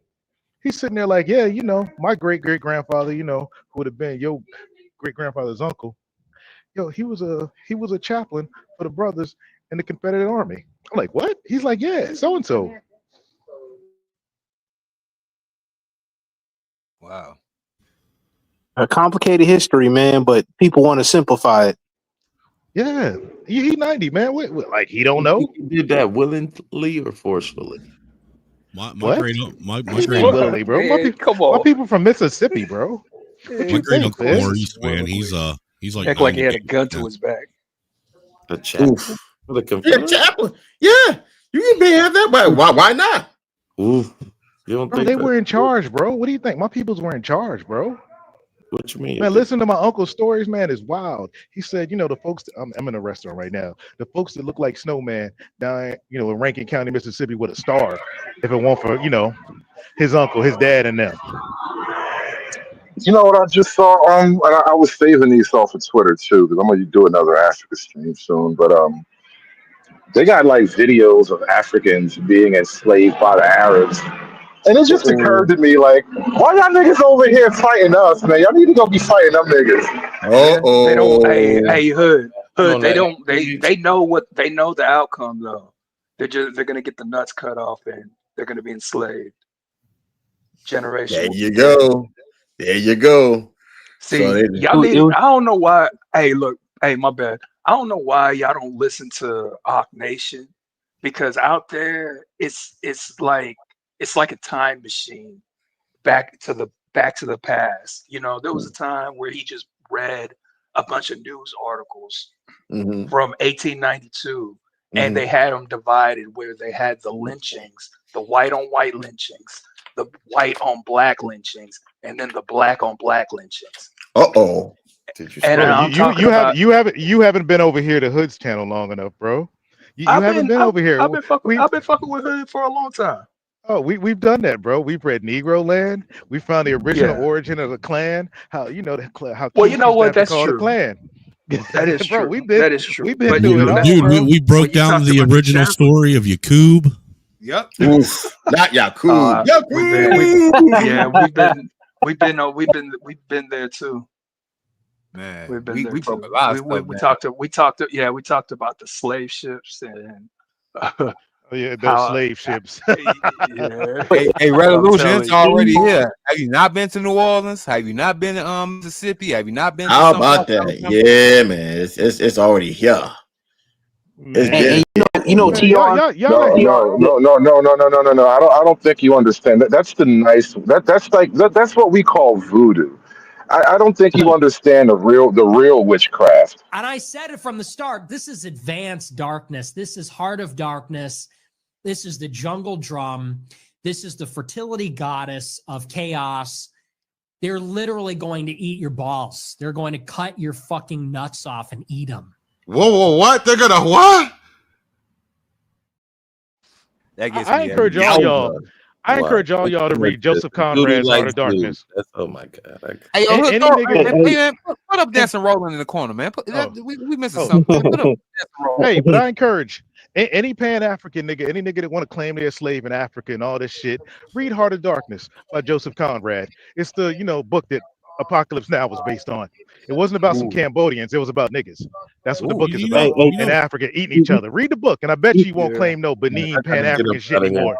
you know what's Hey. crazy to me is Y'all be good. I you know gotta what's get up crazy out to of me, man, is listening to people. Never come soon. Thank you, Kale Black. Thank you, South Say. Thank you, Big Bad Bull. Thank you, Andrew Taylor. Thank you, Living Humbly. Thank you, What the hell? Thank you, Kale Who's Black. that? what's Trey, going is on with that that? you? Trey, Yeah, somebody got to mute up. That was wild. Trey. All That right, was That ain't wild. me. That ain't me. all right. Who is speaking? Finish your point, please. Go ahead. No, I was It just was going to Angry say what I Substance. find interesting, man, is hearing all these transatlantic slave deniers today denying the transatlantic slave trade when 5 years ago, when I, mentioned the idea of the slave trade being a fabrication, I was told I was racist. Yeah, And who had your it's back, like, nigga? Who had Man, your back, yeah, nigga? but y'all made more sense though, because like if you just looked at the numbers, it was greater numbers that landed on the shores of other places than here. So I'm like, how did the They didn't numbers come get from Africa, built bro. up? Here's Yeah, my thing. I there you encourage go. Dude, the anybody. whole But you know what? to me the whole tale didn't make sense. How you Go going on a cruise to how ship. you going to chain up? How you going to chain a bunch of grown ass men and women to the bottom of a fucking vessel, and then not even the same place where you're supposed to be storing all your food, all your supplies, and everything else for the voyage and shit, and then you got people shitting and pissing all over your supplies and shit, Man, why and you then on writing top of what I dude, said? none of it made sense. None of it. Put it in Chat GPT and ask how long folks will last. Give it a hypothetical. In about 2 weeks, everybody will be dead on the boat. Dude, you're gonna die of But scurvy and shit. how long was that? How long was that journey? Was it 4 or 5 months? 3 months, 12 dude. months. 3 months, and you had to wait No, until the in trade a winds wooden in order. boat. You had to wait until Yes. the trade winds came through in order to make the trip. But here's the thing: we're not even going to get into the shape stuff. On either way you believe, I don't know if there's any of them weird ass flat earthers in here, but if any way we talk shape, it can't make I'm any a flat sense. earther. But it doesn't make any sense. But I tell anybody this: go on a cruise ship during a storm and see if you still believe in that shit. I still believe on that. Hey, Trey, I watched a documentary a couple years ago, right? It's actually probably like the same year as COVID, and the flat earthers actually at the end of the documentary disproved their own theory Oof. on the Bullshit. documentary. No, that's fake. and I they know were what they you're were talking about. and they No, were that's they were I know what hiding. you're They talking were about. they had to hide the information, or whatever, to just study the findings. Because all Nah, they yeah, just do I know what lasers you're or talking about. whatever. You talking about the laser experiment, man? Trust me, everything out there like Sydney Sweeney is a psyop, bro. It's all. Oh It's all a psyop. no. Oh, Barry. Nah, we got You know what? Sydney Sydney Sweeney's a Sweeney. sire. Sweeney Ooh. is a banging ass Yeah, psyop. of course she is. Yeah, Well, that's a fine you ass know what I'm side, but saying? I've ever seen one. Yeah. Yeah, Hey, man. who owns American? What is it? American Eagle?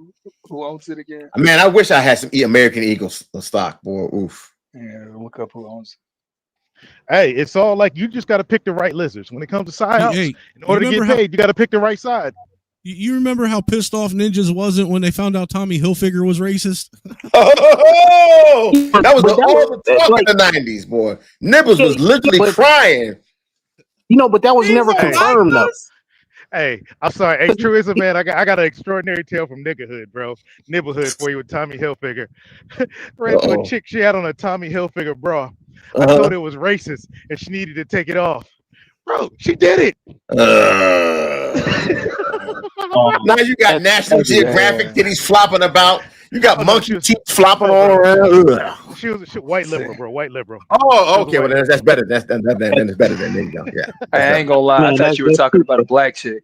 that's better I now. was Thank just you. about to say this is exactly why servitude happens. Oof, yeah, man. But yeah, I'm glad it was a bouncy Becky. Let's go. Let's Oh go. yeah. And the next words out of her no, mouth was no, like, but "Breed me." yeah, Let's but go. people believe anything though, like without substantial evidence, because like apparently, like from the way I heard it, he was on an Oprah show, which he never made an Oprah. And I'm like, well, why is I running with this if he's never even been on the show? I didn't understand that. And then like overnight, they just switched. And then luckily, what I'm saying, FUBU kind of like grabbed like the spotlight after that. After You know what's so Fubu funny? picked off on Carl Kanasi, we ain't gonna just sit back, act like Fubu did not slander Carl Kanasi to take the number one spot in the nigga community apparel. You know what's funny about Tommy Hilfiger? If he were to actually make that statement right now, sales would go up. Oh, yep. Sure enough, We're rocking Tommy all day I long. bet Tommy could make a comeback right now. he could. You never I mean, if there, no, there's still Tommy section in Macy's, but Yep. it's like kind of the made for racism brand in fashion. Like it's already there. All you got to do is just reach for the brass ring, bro. It's already there. Just like women. The power Not of the the N-word. Women fiasco. Negroes never left Ralph Lauren alone. Never. Big hole. Oh no, low life till I that die, was bro. my thing. Look, honestly, that was my thing about American Eagle. I didn't understand why black people were getting so mad. I've never seen look. Honestly, I've never seen black people in American Eagle. Uh-oh. At best, you'll see a black person in Abercrombie. No, you'll see him in Hollister. You might see him in what was the other one called? It was Hollister. You talk, talking Well, the all jeans, the jeans stores ain't that my really. daughters They're shop like in. straight leg I jeans. raised them. American raised them Eagle's right. always been like to me rich white people shit or I middle think- class I think- white people I shit. think the class of black Middle people class black- who would the class the of black first people look who home. would shop at Hollister or American Eagle, they're all the same class of black people. They may not shop at one or the other, but we're talking about like that's a particular group of black people that would shop in that kind of place anyway. So the majority of black folk are not doing that. At Yeah. best, you'll probably Those go black to people are black Abercrombie people. and H&M. The black people shopping in those stores are black people that grew up around predominantly white people. There you go. Not necessarily. You could be a upper middle class black. I know that you probably don't understand. They still exist. We still have upper class blacks that don't partake in nigga culture, and they dress in basically in a now I ain't gonna say modest, but in a particular fashion and way that they could rival white folks. Right. They Like try that to Ralph dress Lauren, like that Ralph Lauren. right. Wearing labels that are popular with white people, but making it a black swag kind of thing. Yeah, I was Mm-hmm. going to say I could see that with Ralph Lauren or Hollister or Nautica, shit like that, but not American Eagle. That was the American, love American doing Eagle that. is really kind of like middle class. Wish they were rich. Fucking clothes. White people. What's the other clothes. one called? It's What's the other all- one called? it's Like all- Helly Hansen? What ain't it Helly Yeah. Hansen? Helly Doc Hansen was Martens dope are- too. Doc You know Martens what with fell skinhead off? boots. Doc Martens, I think they're still skinhead boots. But you know what fell off? Remember, I think Donna Karen had the same racism scandal, and Oh, now Donna DKNY. Karen is against the gone. Yeah, against the yeah, Latinos. Yeah, DKNY. DKNY. Nobody Ooh. wears that. I don't even see it in the stores. Like, because sometimes things go out of style with black folk, but they're still Yeah, in stores. I don't yeah. even see her on the shelf no more. Damn, she fell Yo, off that is hard. wild. I was wondering, like overnight, like the even the women stopped holding the handbags. I was like, what's going on? Because you used to see them all over the place. Nautica too. I don't want to hear shit, man. Niggas steady driving Audis and Volkswagens and shit and Mercedes. Hey, you got Well, what you those are got just wrong with really good you? cars. Hey, Those are just good quality cars, bro. Come Hey, on. specific Volkswagen. Niggas is driving the people's car. no, Dude, the Volkswagen will fucking Trey. last forever, though, dude. The motor don't get broke in on them things until about 200,000. Well, Well, you know I'm what? waiting That's for Nautica to come back with it with a whole sailing thing with like Sydney Sweeney again. Nautica, oof, Nautica would be amazing. Volkswagen fell off with that diesel scandal they had with the diesel cars they had. Uh-oh. So they kind of went out of style a little bit with that, and that kind of hurt their brand. Because they were supposed to be clean diesel, and come to find out, they was just like they was BSing everybody. Yep, sure enough. That was a PR nightmare. If there ever was one. Hey, but they own Audi and Porsche though. Yep. Wait a minute, they own they own. I didn't know. I thought they owned Audi, but they own Porsche too. That's crazy. Yes. Huh. Learn something new every day. Okay. While you eating. Yo, I heard the whole Cash for Clunkers things was secretly like a Zionist funding operation. It was. Like, blew my mind. Cash would go. You ain't know that Cash would go and Cars with Clunkers was basically an inside job to go and give to the Zionists. It was a way to get rid of American steel too. Yep. You heard what they did to those cars? They basically junked the titles but kept the cars on the road. Really? Yep. They even had like fake salvage titles that they put on a lot of those vehicles or whatever, like reselling the vehicles. It was it's like it was a crazy underground market, man. Shit. Damn. Yeah, and the Cash would go. Now think about it. Since everybody started doing that Cash would go, what was that, 16, 17, 18 years ago? The price of gold had went up. Uh-oh. Yeah. Yeah, I mean, think about it. They've been the smartest criminals for the last 400 years. I got to give it up to them. Hey, man. Don't hate. Spectate and congratulate. Gotta give it to them. Try to get in. The best way you can, try to get in. I know you niggas on these panels and all these and what's name care about the bitch. I care about money. I'm that like, man, I ain't worried about. Yeah. If I can't, look, hey, man, don't try to beat it. In that movie Hard Rain. Look, we just want the money. I don't care about y'all getting together and trying to build a community. I don't care about y'all trying to fight racial white supremacy, because at the end of the day, you still want to be in their house. You still want to drink their ice cold water. I just want the fucking money. You know what? Man. You know what? The thing is too, and I was pointing this out on somebody's panel. It really do all boil down to economics and money. Like, that's why men and women are having this sort of can't get right moment where, like, women were never meant to have more money than men. And so we've kind of just artificially created a scenario where women have the same amount of money as men generally. And so that's what's kind of throwing everything off. And so now one of the things that's happening on the whole dating landscape is dudes are like, you know what? Work, gym, home. I'm just going to get money. What's the point? I mean, think about it. They don't want to take your last name. Look, first of all, you gotta take a chick out on 3 motherfucking days. I don't know, is that the minimum or the maximum, but you gotta take them out on so-called 3 days. Oh, wait a minute, I gotta go first. First, you gotta make north of the 6 figures, not the mid 6 figures, not the low 6 figures. You gotta be up there in the north 6 figures or even a millionaire. That they're a broke chick. Not if you hit some attraction triggers though.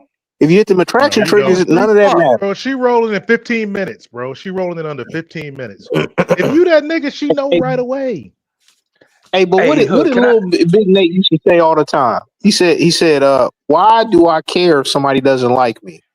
And I would even extend that out, right?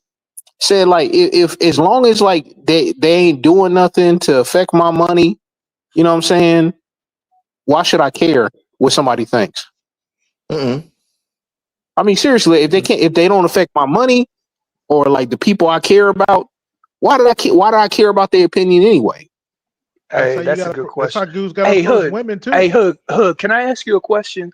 Hey, that time there was a time most times in the morning you'll stream and you were streaming a panel that you had, and there was this fag on there talking about being an atheist, and you basically told him that he was anti-God. What was the name of that panel? You Oh, I don't remember quite offhand. I would or need a little bit more I, context, please. I mean, okay, there was I can't remember. I just thought that the dude that you were on there talking to sounded like some Trinidadian dude.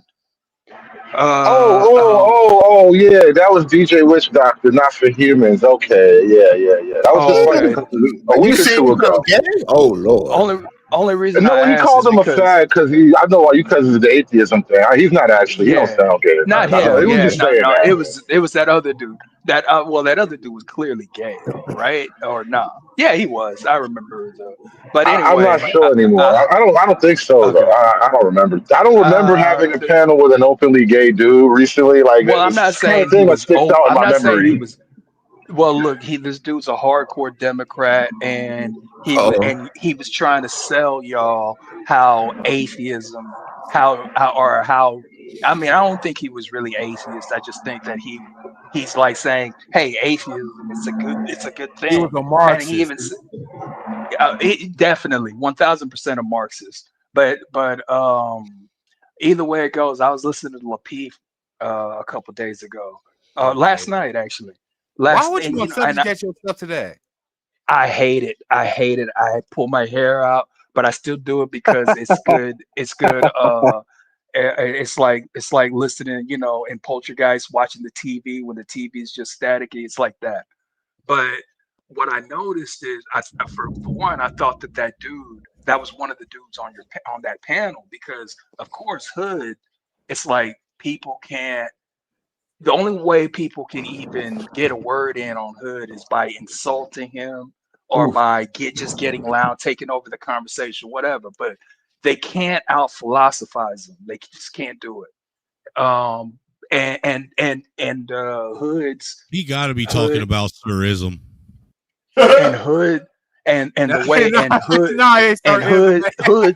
Hood's ideology is pretty much infectious. Before you know it, everybody else is going to start talking about it. Best believe I talk about a forever revolution. But so when I was listening to Lapeef, there was basically about four dudes and about three bitches, Oof. Not the and beef. one chick was just being that same, doing that dumbass rhetoric, and Mm-hmm. one guy was basically saying, no, it's okay, I got patience. Was it And Cantrell? Was it Cantrell? What her little fine ass name is? From nah, Detroit. this bitch was chubby. Nah, she You was a talking about chubby big. Carter? Oof. She was a chubby big titty bitch. But I'll say more. He definitely I talking know, about right? tourism. Oof. I thought Yeah. the name was different. It was something different. I can't remember, but all I can tell you is that was the first time probably in history from Lapeef, and I'm talking about post Anton Lapeef, where I've seen the majority men have a backbone. Where they're basically saying, Oh, he "Stop might be talking talking to this about chick." Nino bitch ass Brown. Mm. He had a name like his name was like keeping it Waffy Nino or 100. whatever.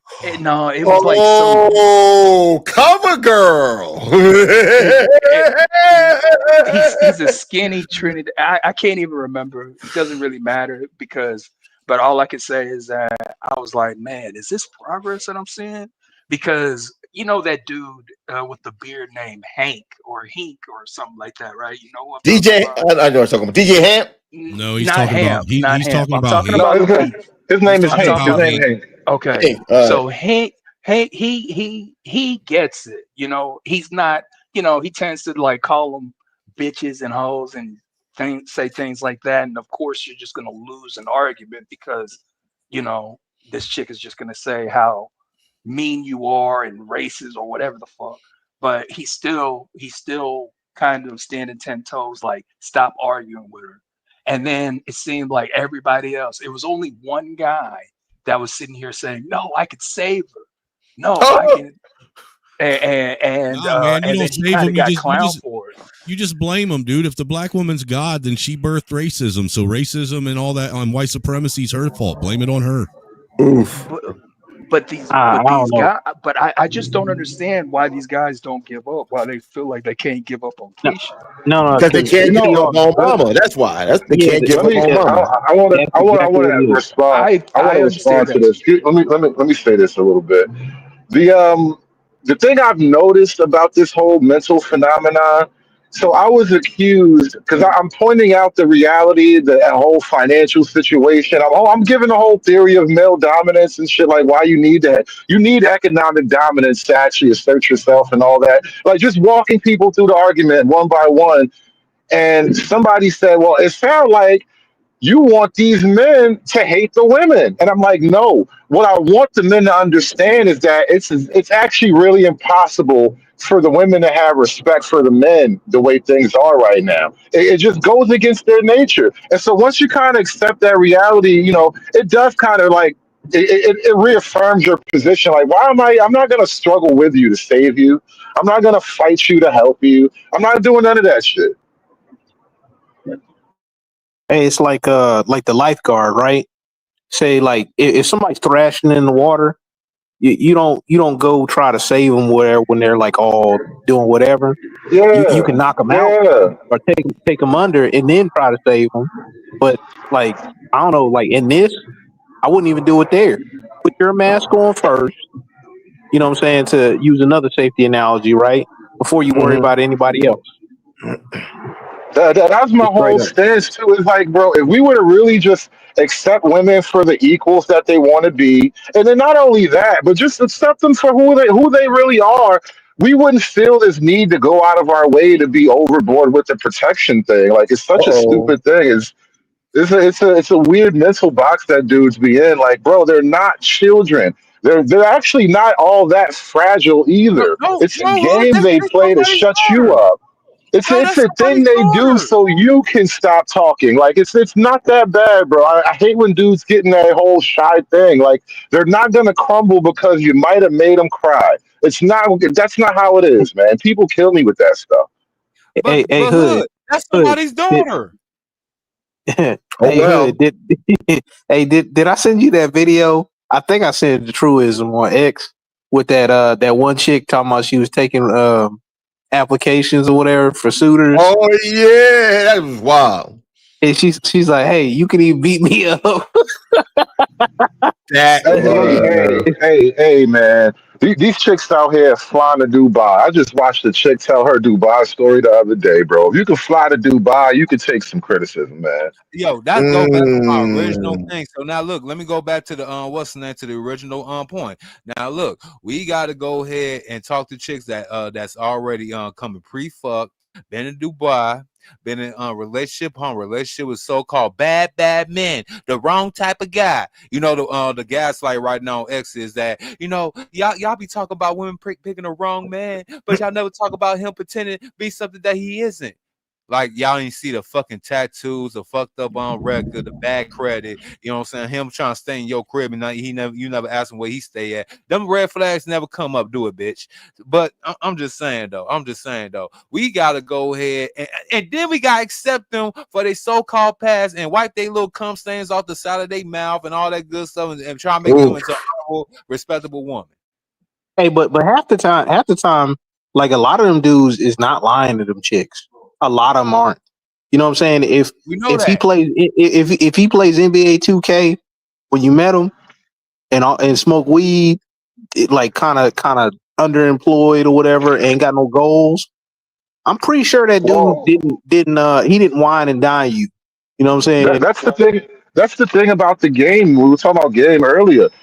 Really, they lie to themselves way more than you actually tell a direct lie.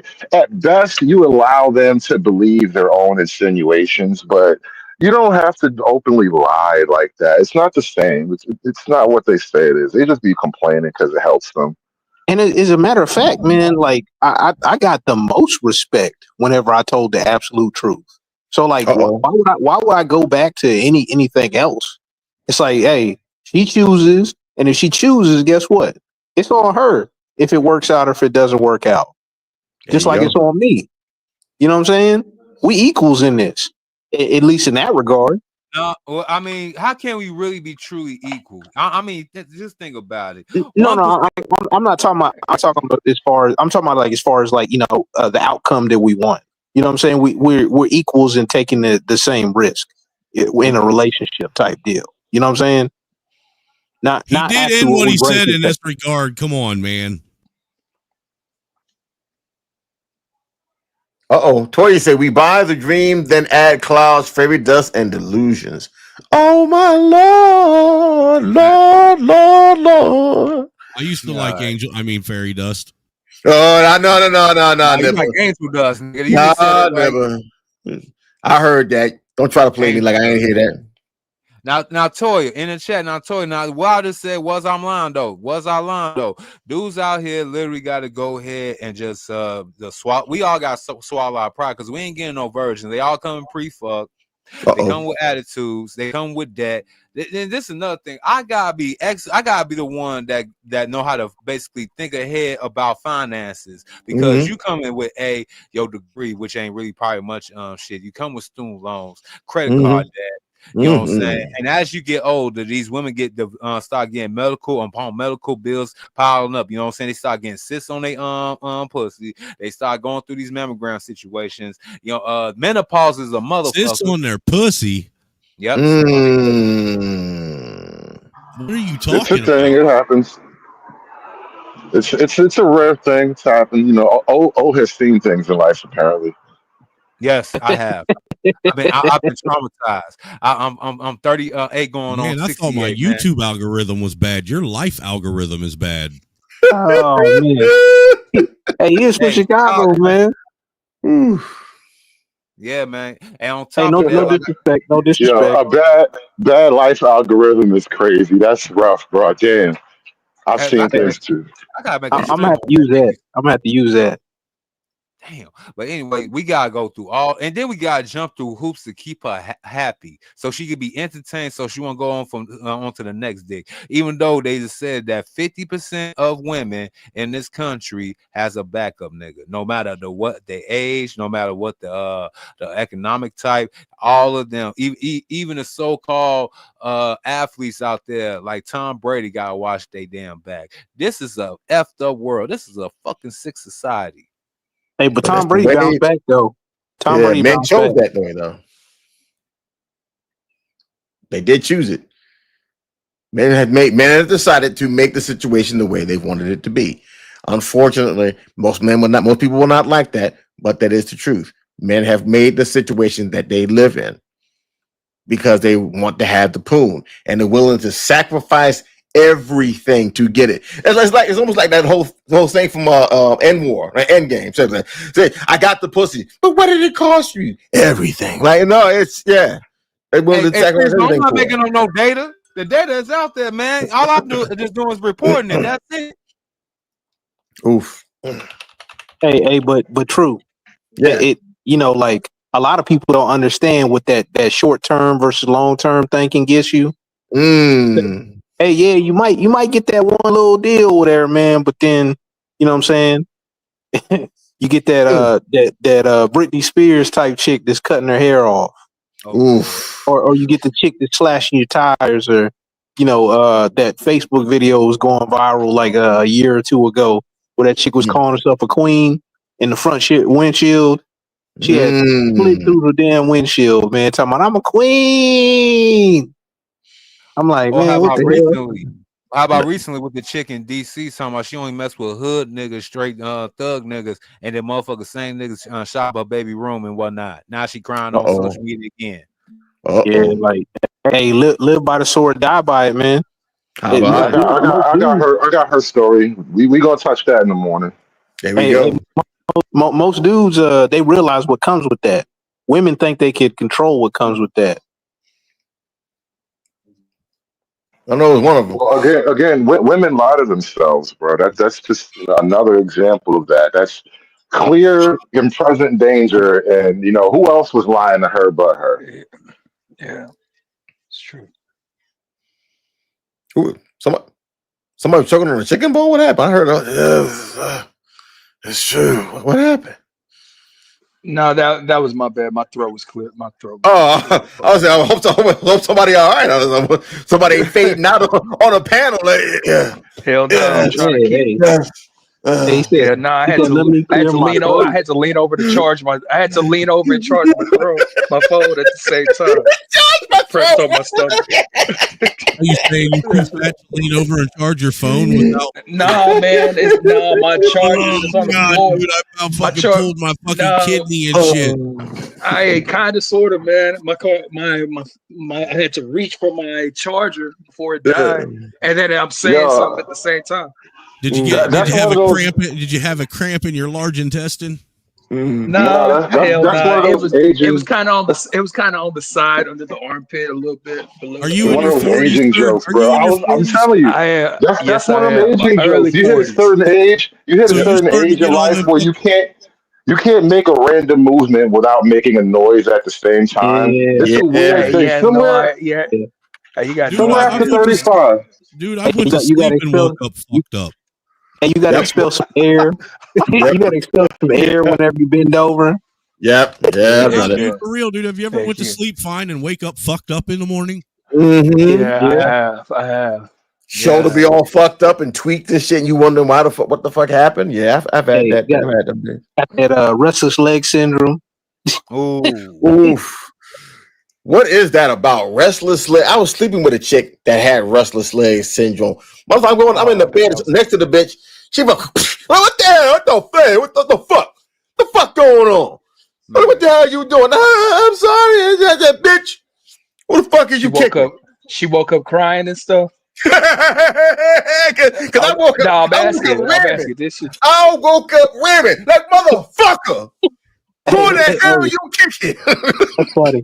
Hey, buddy, it's an involuntary thing. It's like I think it's a nerve thing. But to Carmen's deal, yeah, like you do, but you got to deal with other things. That's a trade-off, though. You got to do things at a steady pace. You can't get excited as you get older. Well, not to mention, a lot of people, man, they don't move like they probably need to. They don't stretch like they need to. They probably ain't hydrated like they need to. All that stuff adds into it. Yeah, I take that into account too. You know, because I officiate basketball too. So it's like at one point I was able to just go out there on the court and do 6 games like it ain't nothing. Now 4 games, man, I got to spend about 30 minutes stretching. What about this though, right? I just saw this headline a couple of days ago, and I've seen this headline before. It's holding steady for the last couple of years. The age demographic that's having the most children are the women 40 and up. Right, see, that's like some talk about crap. bad knees and shit, bro. Yeah, look, man. Look. All right, so look, this is my thing. The women of today are lucky as hell. Now, this is just my thing. Medical science and technology and the so-called beauty products and everything in between has got so in advance that these women can take care of themselves just a tad bit longer than women previous years. And unfortunately, since these chicks is going to the doctor, not all, since majority of chicks going to the doctor, they found the doctor that can help them get pregnant at an advanced age that will post being what's the shit called, the geriatric. You know what I'm saying? They 35 after 35. Yeah. But this the thing though. It's still geriatric pregnancy. See, look, I'm an Audi baby. You know what I'm saying? My mama had me at 40. You know what I'm saying? God bless my mother and all that good stuff. But look, 2 things happen. Me, I'm an Audi baby. 2, I fucked her up. I fucked her body up. You know what I'm saying? Ladies, if you think you about to do a natural birth at 40 some years old and you ain't never gave birth before, man, shame on you. And I pray that the Most High be with you. But guess what? You in there for a world of hurt. I don't care how far that medical science and advanced everything have changed in the last few years. Nature is nature. Hey, that's a funny pairing Just of deliver words that though. one solo baby, because I know you ain't trying to get pregnant anymore after 40. We see the numbers. Oof. Hey, Mr. O, that is a funny pairing of words though, like or statements. Said like shame on you, and may the Most High be with you. That's what I'm talking about. That's what I'm talking about. Hey, man, look, gotta be speaking of careful which- when you get pregnant in the 40s, fam. Oof. Hey, Yeah. speaking of which, man, can we please have Shame come back?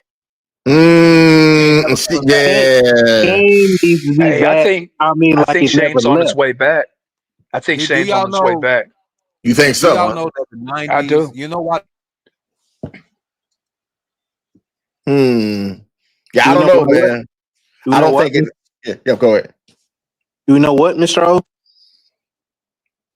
Yeah, Yeah, you were can saying y'all hear me something about now? the 90s. Yeah. I keep on getting what's the name. So the 90s, that the reason why everybody want the 90s to come back, because we got rid of shame in the 90s. We have been a shameless society since 1990.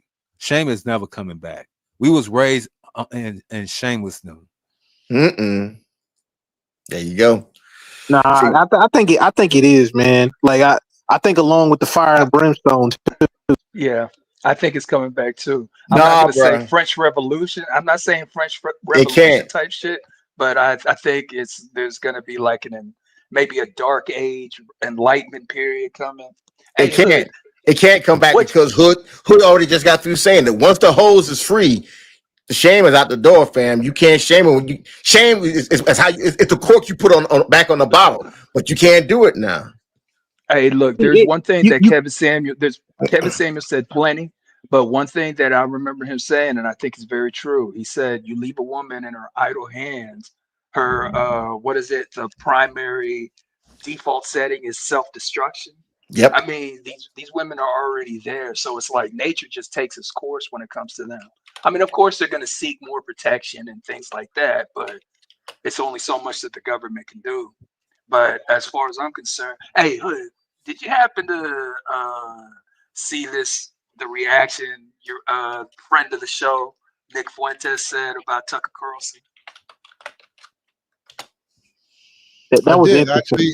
I reposted it on Twitter. Will the real angry white boys please stand up? Because he not it, bro. Nick Fuentes is the king right now. As far as Hey, like the man. dissident online, right? This is why He's I've got never his actually finger on the watched his pulse. show, but I watch his clips. Uh, He's the guy, bro. You can't really knock him off he's the the throne. guy. Yeah. He's the Yeah. guy. Now I ain't gonna lie. When you watch his show, sometimes it gets a little black pilling, but I mean he's entertaining as hell. He's a white Tommy Sotomayor. You know, it's just hopefully his Damn, we people, his called him a warrior white Tommy Sotomayor. Oh, damn. yeah, or maybe more of a white Malcolm X. You know, Even just today. hopefully the Groypers won't murder him though. Just today, I saw a clip of him going around where because they always call him a racist because he has white nationalist views, but he's not a racist in that typical, like, in the objective definition of it. Because just today he was like, listen, I don't think black folk are irredeemable or anything like that. He was going on about that. It's like, yeah, you actually listen to him extrapolate the ideas a little bit and flesh out the thoughts. He's a young dude who makes a lot of good sense, and that's why he's not allowed on any of the mainstream conservative podcasts. Yeah. And one thing that a lot of white white content creators, one thing that they don't have often is they don't really have charisma. They might have the knowledge or whatever. The charisma is just not really there, so they end up being kind of boring, or they lose me, or somebody with a short attention span like myself. But Fuentes, he is an entertainer. He's a showman. So Fuentes is a Puerto Rican name. Oof. Or at least Hispanic. It, No, it no, is. no. It is. It's and like allegedly, I'll tell you later, Hood. You know, he might be one of them crypto types. Well, I mean, listen. Anybody could be. It'd be hilarious. I'm just saying, there was calling a Puerto 90s movie Rican like white that. is slander in my book. I mean, they're your cousins. Don't kick them out the family. I mean, it kind of, yeah, because, you know, Spain invaded them and stuff, you know, so, yeah. Yeah. As a proud tether myself, I ain't never gonna call myself a Black American. Just Okay, you bunch of I South imagine- African fucking booty scratchers. Yeah, I don't need FBA in my shit in my comment. You So better it not is let what them it hear you is. say that. Oof. Hey, I ain't gonna lie. I ain't gonna make you some I ain't money. gonna lie. Man. No, it's Hey, no. hate watching. I ain't gonna lie. I remember way back when Tariq Nasheed and Myron had that. They had like this Twitter. They had like a little Twitter thing. It was Myron, Sneeko, and then you had Tommy was up Thomas there. and him. Tariq, Yeah, that was Tariq, good. and he brought and I remember when they got off that show, I was thinking to myself, man, I really can't sit here and bash FBA like FBAs all day. I just can't because it really ain't my place. At least that's how I looked at it. Someone bashing them is like bashing Dude, let them people sound in Greece. Dude, just let them sound retarded. If that's what makes them happy, let them be happy sounding retarded. No, exactly. I agree. I'll be real, bro. Yeah, no, I the only agree. time that conversation comes up is when you say a statement and they don't like your statement, and then they ask you where you from and where your people from and where your family from That's and where my they favorite from. new question. Yeah. That's my almost like but it's never it's and that's kind of how you that's kind of how you know you're on the right path, because instead of like addressing what you said, we have to do background 60 minutes quick documentary research on who the fuck you are. It's like, what does it have to do with what I just said? Like that is the race war equivalent of you ain't got no hoes. Oh, damn. That's exactly how they bring it up. Where your people from is the same type of question as where your hoes Where your hoes at? Oof. That's wild. That's wild. But that is you know that you actually you hurt their fifis when you do that though. I've had that question a lot. In fact, from a certain guest that was on your show, Hood, asked that same exact question that someone also brought up in the conversation. You know what? Since you mentioned that, because I was almost like dragged into it. I'm like, bro, don't do that. Y'all grown men. Y'all fight it out however y'all want to fight it out. I didn't drag you in it. I didn't say you. I didn't say you. But let's not. I wanted to ask you. that nigga running in the corner. Ain't no gun in the room, bro. Ain't no gun in here. Wait. Just you Everybody got tell me what happened. I don't even know why y'all beefing, so I don't get it. I don't have no dog in the fight. I would like to hear what's going on though. All right, look. I did a review of the conversation that you, him, and Black Light Revelations had. Now, you know how I do things. I call things as I see them. And in the process of doing that, yeah, okay, I may have a tendency to be energetic. Verbose. Bellicose. Somebody got mad you were calling balls and strikes, Bombastic. right? Yeah, that too. So, and in the process of doing that, in the process of that happening, he became offended. And then at that particular point, I like when if you're gonna say that, I laughed wholeheartedly. I laughed my ass off. I think I spent that whole entire stream in hysterics watching that whole entire thing. And just the way that I act is, hey, look, man, it's up. Let's go for it. And you know, I have a tendency to want to needle people. You know, put that knife in the back, break it off, then kick him in the spine. That's how I do things. And you know, well, Yeah. That's that tribal mind right there. That's that sun man mind. Nah, that's more of that's more of the sadist, the sadist, No, right? The Marquis no, that's decide. son. Yeah, That's son. That's sub-Saharan. no. See, because I did Said it. I did it in Negroes from very subtle ways. Negroland I inventions. did it over time. See, I didn't do it every time. I did little thing. Hey, smack. Then I wait for like a couple of months and come back again. Hey, then wait a couple of months again. And then, hey. So I never bothered to find out what it was. Cause this is what happened. I went to his channel for something, and then it was brought to my attention, and I'm like, whoa, bro, I don't even know what that's about. I'm not about to gangbang for any of this. Let's not. And so I left it at that, and I never even bothered to try to figure out what was going on. So thank you for owning up to it. Well, as much as you just did, thank you for that. Yes, sir.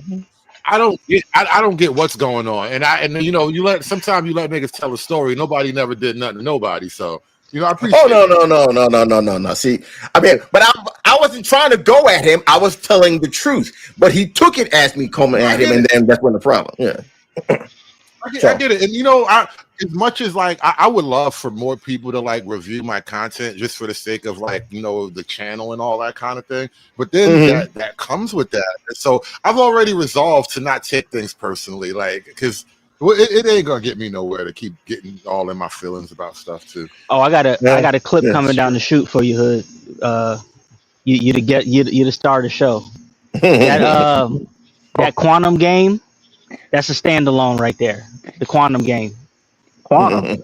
Yo, I just be saying so much crazy shit, bro. I don't even remember how quantum game works anymore. You gotta really teach me my theory. Hood's gonna have to. You're gonna have to write a novel one day. You really are. You're gonna have to buckle down and get it done. The stream about how we don't really touch things. Oh God, yeah. I'm glad you did record that. I was thinking of dropping that on its own because after I did it, I was like, that is so gold. Like I just sort of extemporaneous freestyled the whole thing right on the spot. Like we were talking about atoms and the whole no touch theory, and I'm like, and that's why body count matters. And then it went in this whole other direction. Yeah, that was insane. I remember that. Yeah, I remember that. Yeah, you were super intellectual on that one, man. That was crazy. This shit was funny because I was kind of on the same time as Trey, where like I left I had to take care of some family stuff, and then I came back, and you were talking about like balls or something. I'm like, whoa, wait, what happened? Oof. I was like, but the rabbit holes take you where they take you. Yes, yeah, sir. well, it's a theory, and sometimes when you're trying to formulate a theory, you go down different tangents that you wind up closing off later. But that's a solid one. No, being a stepdaddy is like being you are metaphysically touching another man's balls. That's where Trey walked in the door. And he was like, fellas. Yeah. Okay, yeah, I can see where I can see where you. Yeah. I can see the ways you can go with that. Okay. Oof. Well, no, here's why. You gotta listen to the theory. I'm listening. Don't worry. I'll listen. Trust me. It was hilarious how, from start to finish, it makes perfect sense, right? The idea of never touching, and sexually, that is us on a primal level trying to like connect, right? Trying to physically touch. We're trying to get those atoms to rub against each other, and so because the atoms can never touch, theoretically, the only person that you've ever actually technically touched or as close as possible are your own children. And so therefore, because your children come from your balls, you raising another man's kids is metaphorically touching another man's balls. And it's all logical theory. I mean, I will get a kid from MIT up here right now if you dare me. All right? This is all scientific fact. It really makes sense if you don't think about it. Quantum ball theory. That's insane. I would say let's get Lex Friedman on it, but I just found out he never actually went to MIT. So, oof. Motherfuckers be lying on YouTube, man. That's why it's crazy. They show enough, dude. until them receipts come out. Then oof, love it. I love it when the receipts come out.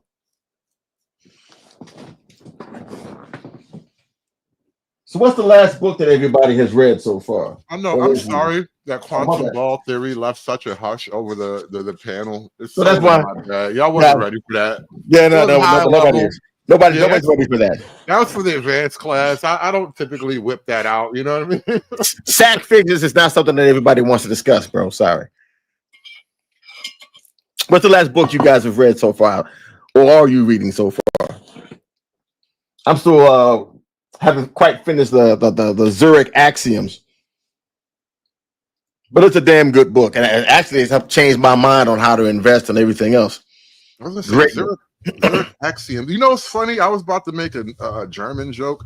I've started watching The Man in the High Castle because all the internet people told me it was awesome, and in a lot of ways, it is a really good show.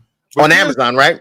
Yeah, it's on Amazon, I think. I mean, at the end, it starts deviating. So I want to get the actual book. I'm on season 3, and yeah, I'm starting to get niggas. Because here's the thing: the concept is, what if we lost the war? And Japan and Germany basically split America in half. So there's like a buffer zone that's like the Rockies or something. And then Japan owns the West Coast, and then Germany owns the rest. Now, that in and of itself, that's some George R.R. Martin, Tolkien level world building, right? Yes. That world in and of itself was perfect. You didn't need to add a mystical element. Not at all. And that's what you did with the film. So the man behind the castle, the man in the high castle is like this guy who's spreading these propaganda films, but the films are literally images of alternate realities. Like it's literally a sci-fi show, and that started to piss me off. Where I'm in season 2 like now, that, really? and it's getting on my fuck. And I like sci-fi, but it's getting on my goddamn nerves. Wait. No, I thought you was talking about the part when he force fed nibbers into it, and they made it about the whole slavery and the resistance of the nibbers. That's what I thought you was talking about with that. No, they low key exterminated a lot of niggas, and I was at peace with that. I mean, I'm like, it's overkill, but damn near everything written by Hollywood is a Zionist fantasy, so I accept that. But they did drop this line about the Germans totally enslaved the African continent. I'm like, the whole continent? Oh no. Okay, never mind. That was impressive. The whole continent. Wow. Well, I'm not going to spoil you on the rest of it, but let's talk about the whole thing about the man in the high castle in regards with the films from an alternate reality. Okay, I thought that was, to me, a very interesting wrinkle. Why? Because it literally showed the world that we have right now. It kind of expands your mind to the part of that. Hey, it is possible that now. Not a lot of people like to say we live in a simulation. And okay, fine, but it kind of presents what we call multiversal theory in an entertainment space. A lot of people have talked about that before, and so I thought that was cool personally. But what was it about that when you saw that annoyed you? I'm kind of missing. Maybe I'm not understanding that. It's the phenomenon of adding too much salt to a dish. So they could have just peppered the show with the idea. Like I think the show would have been better if we had never gotten an explanation about where the videos come from. Because I don't know if it was the second. Maybe it was the end of the second season. One Japanese guy from the Mortal Kombat series, he's like an old man now. Yeah. Your soul is mine. It's him, Shang Tsung. That's Shang Tsung. It is. And the nigga spent like a whole 2 episodes in his office having an out-of-body daydream, literally in an alternate reality. Yes. Like the nigga astral projected himself to an alternate reality. And now he inhabited his alternate reality body, but he don't really know the world he in. So he's asking questions and trying to figure it out. And I'm like, y'all niggas is burning up so much actual storyline. Like, get back to the Germans. What is this? It just started to hurt the hell out of me, man. Okay, so that was the problem. You were more looking to tease out the whole German occupation of America and the Japanese thing, the more like the Axis powers taking over America thing. You were more interested in that instead of that. There was mystery, there was intrigue, there was Mhm. action. Like we Yes. had all the great elements of a great TV show, and Yes. you niggas wanted to masturbate in an alternate reality. Like it was irking the hell out of me. You made the Mm. sister come back, the dead sister, first episode, shot in her face. Now one day, I think I seen her in the alley somewhere. Now in the third season, she's just a full-on character. Like, hi. Yep. I'm Yeah. like, bro, this Yeah. is getting on my nerves, man. Well, just wait till later into the season. It's really going because that's when they lost me. I'm like, oh, okay, all right, Amazon, okay, but I'm not going to spoil it for you. I'll let you see it for yourself. It's called The Man in the High Castle. Yeah, all you had to do was give me evil, plotting, cunning Germans, Mhm. some Japanese people with a beautiful but noble culture, and set them at odds. That's all you had to do. And you screwed it up. You screwed it up so bad. It was such a great concept. It could have been so great. It could have. Yes, you're right. Hey, Hood, man, like, I feel for you, man. But dog, you did the nigga shit, man. What do you mean? Tell me how. Crazy. He said, "What books are you reading?" You mentioned a TV show. I know, yo, because I haven't read a book since Game of Thrones, man. I gave up on books after George R. Martin. I'm still waiting. I vowed to not read another book until we get the Winds of Winter, and I guess it's never happening. So, no. But wait, I think you would actually like the Zurich Axioms. It explains the whole concept of speculation in a humorous but a very it breaks it down so that the common man can understand it, but it makes it in such a way that it's not boring, it's fun, and you absorb the information that way, and it's very easy for you actually to apply. You really can. You can apply it right now. Who wrote that book? Who wrote? Okay, so here we go. The Zurich Axioms. Max Gunther is the one who wrote it. His father was Frank Herring, and he was one of the 16. So one of the founders of this particular, I guess, ideology, and he's from Zurich, which is in Switzerland. So these are 16 axioms and 12 minor ones that were developed by a group of Swiss bankers and speculators on how to actually grow wealth, how to handle wealth, how to actually go about investing with the most impassionate, but with the most kind of, I guess, I wouldn't say devil may care, but like I guess more like you're an adventurer in an RPG. You're kind of like it's like a sailor's type of outlook on it. No, not really a hero's journey. More like setting your sails, getting into a boat, and you are setting your sails on the winds of fortune. And if you have enough balls and enough brains, you can become wealthy with it. You know what? I had to think about it. I could tell you. Oh, go ahead. That's why I'm about to say something. No, but I really enjoyed the book. I do. It's a great way of looking at it. Many of the axioms I've actually put into practice right now, as a matter of fact. And the axioms are not that hard to understand. And the way they explain them is oh yeah, his other book, Witchcraft from Wall Street, is good too. What the fuck is an axiom? An axiom is more or less like a I wouldn't say like a law, but like a principle. Another way of saying it. It's a principle to apply. All right, so I'm gonna have to go and check that out. Book I'm currently reading is a shameless plug. It's my brother's book actually called Regret Nothing by James Conner. It's a great novel. I'm halfway through. You know what I'm saying?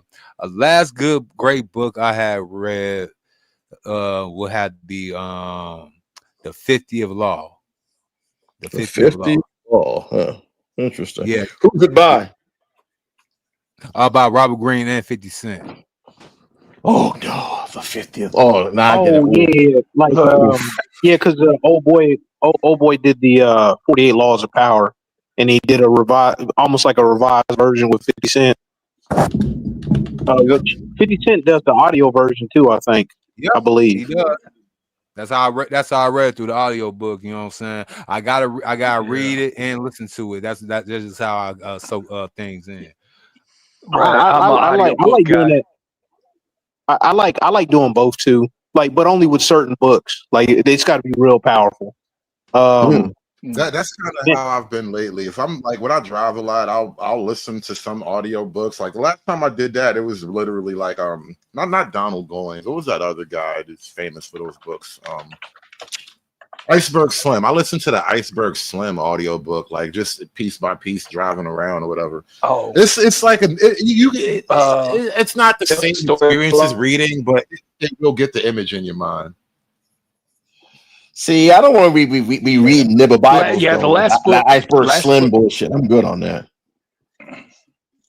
Hey, whoa! One of the See, greatest books ever I'm written not- about Iceberg called Pimp. Don't disrespect Robert Beck. Don't ever disrespect Robert Yeah. Beck. Hey, look, I'm sorry, bro. Look, I care less about how nibbles are trying to fucking mitigate the black bitch problem. I care not about that. Fuck that. You know, it's easy. You dealing with a black bitch. She says what she says. You Tokyo drift around that motherfucker like Takashi from fucking Initial D.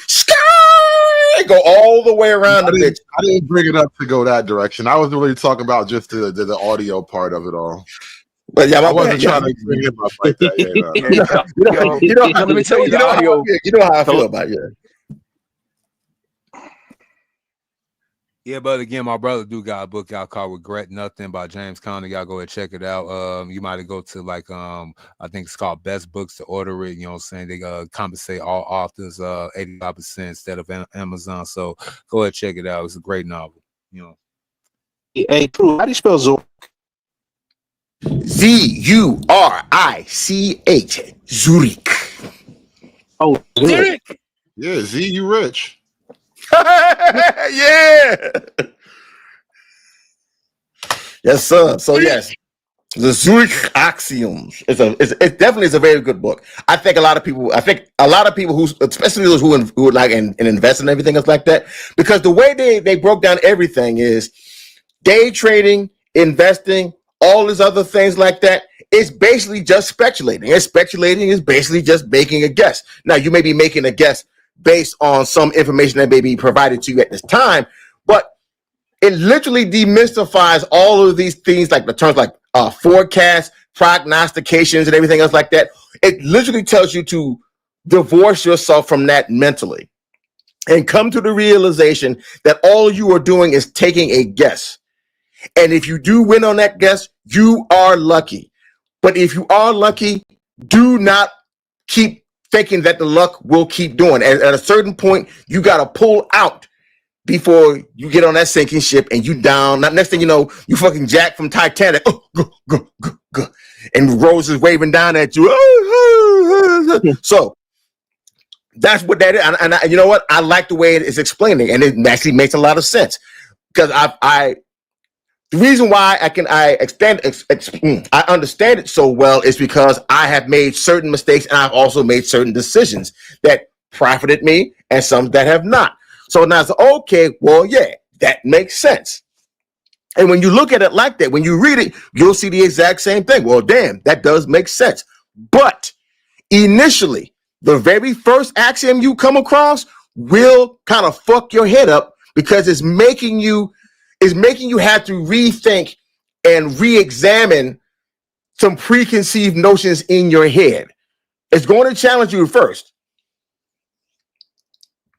Yes, sir. Hell yeah, Ty. I hell yeah. As soon as Vision suggested it to me, and I looked at it like, okay, why not? So unfortunately, I'm still at axiom 10, and I think I'm at the minor axiom of 12. I think. So I've been consuming that kind of book. I really do. It really appeals to me that kind of way. I really like that. It gets to my mind, and it gets me thinking and stuff like that. So yeah, I really do like that. Salute to you for suggesting that to Vision and Vision selecting it to me. Yes, sir. Let's go. So what about, did you check out what's the name of the book by Max Gunther, How to Get Lucky? I have not, but I'm actually looking into that as well. Because he's very rich. He's a good author. Wall Street Witchcraft. Yeah, he's a good got author. a book called Wall Street Witchcraft, though. No, forget that. Wall Street Witchcraft. Talk about that.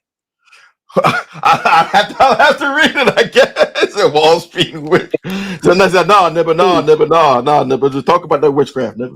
No, okay. Dude, Yes. I got one for you. I got a recommendation for you. Trust me, I'm lying. Oof, that's the name of the book. Trust me, I'm lying. Yeah. Okay, hey. Yeah. It talks about like how the systems have been made or whatever, and basically all the gatekeepers have been removed. Mhm. It's pretty interesting, man.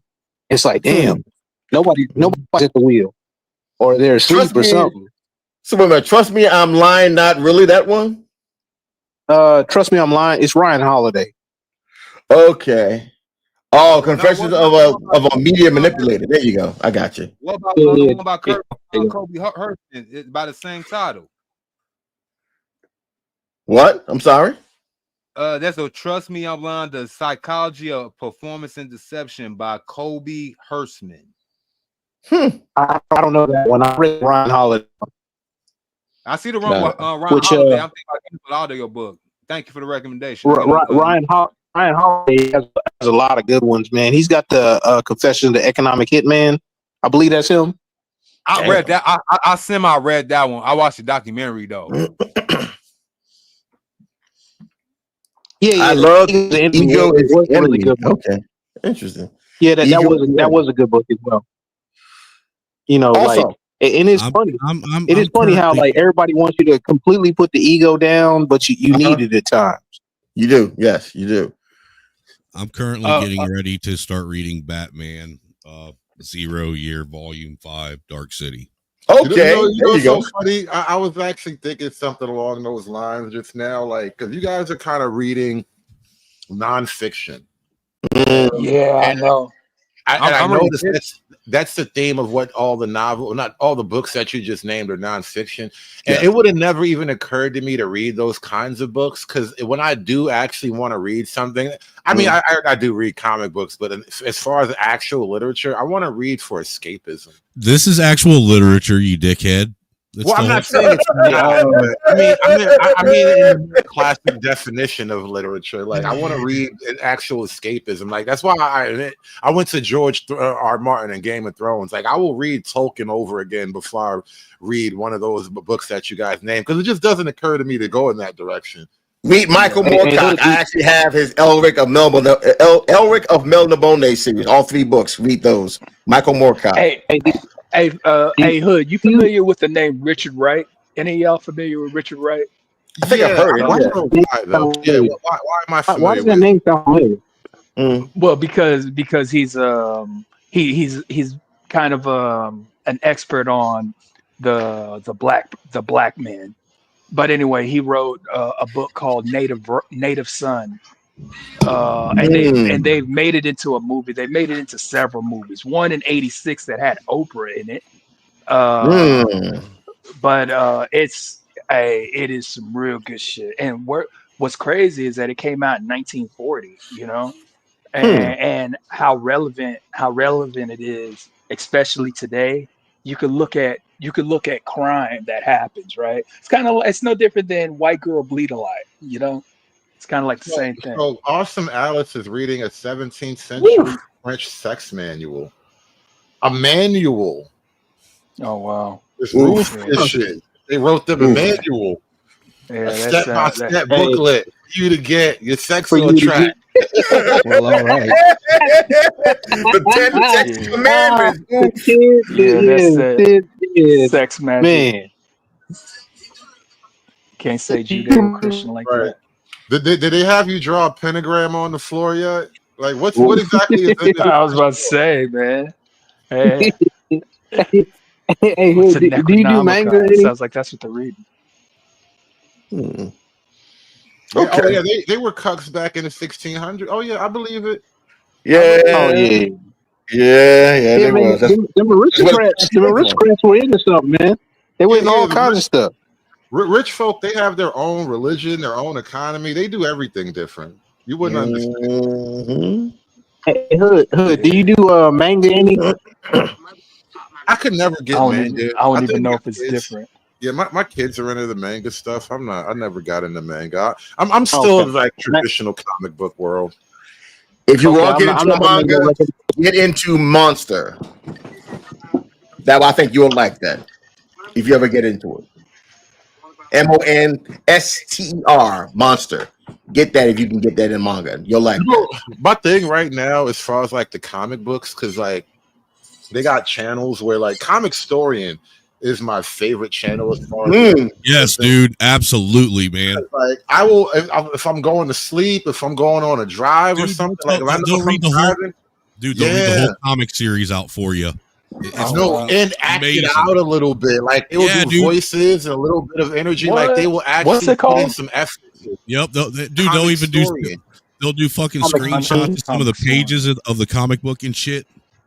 Right. So you got the visuals there. So what they'll do is they'll clip the visual from the comic and they'll take like where the text bubble is, they'll just erase the text for whatever like copyright reasons. But he's actually like acting out all the scenes and the dialogue or whatever. So if I'm just driving, I got them my headphones. Like that is a great drive right there. I've caught up on so much comic book stuff with that shit, like the whole Same here. Deadpool series, bro. Yeah, bro, it's crazy, Dude. That's how I fell across that Teenage Mutant Ninja Turtles Ronin series was on Comic Storian. Oh, I heard that. Was I didn't check the Ronin though. I might. Isn't that the one Dude, where you got dude. it's only Michelangelo, No, right? nah, don't tell people, man. Oh, sorry. Raphael, isn't it? I thought it was Raphael. Oh, okay. My bad. Maybe I didn't. Okay, my bad. I don't know shit. Don't tell people. Yeah, rest in peace, Comic Storian. By the way, I didn't know it Benny was died. that. No, but man, if you ain't read or had the Ronin series read to you, dude, you got to check it out, man, for real. That's like the best Teenage Mutant Ninja Turtles fucking series I've read in a long time. It's fucking phenomenal. I never got into their comics, but I will just because I know they do great stuff on that channel. Like all their work is pretty solid on that channel. Hey, have any of y'all ever heard of the comic book called 100 Bullets? No. 100 Bullets. I've heard of 100 Bullets. I don't know if I read it. It sounds familiar. Man, it's one of the best comic books I've ever read. I mean, I don't even know how you can. It doesn't belong in DC and any kind of DC universe. Yeah. True, isn't that true? Hey. No, that was me. Yeah. Yeah, crazy. Absolute carnage.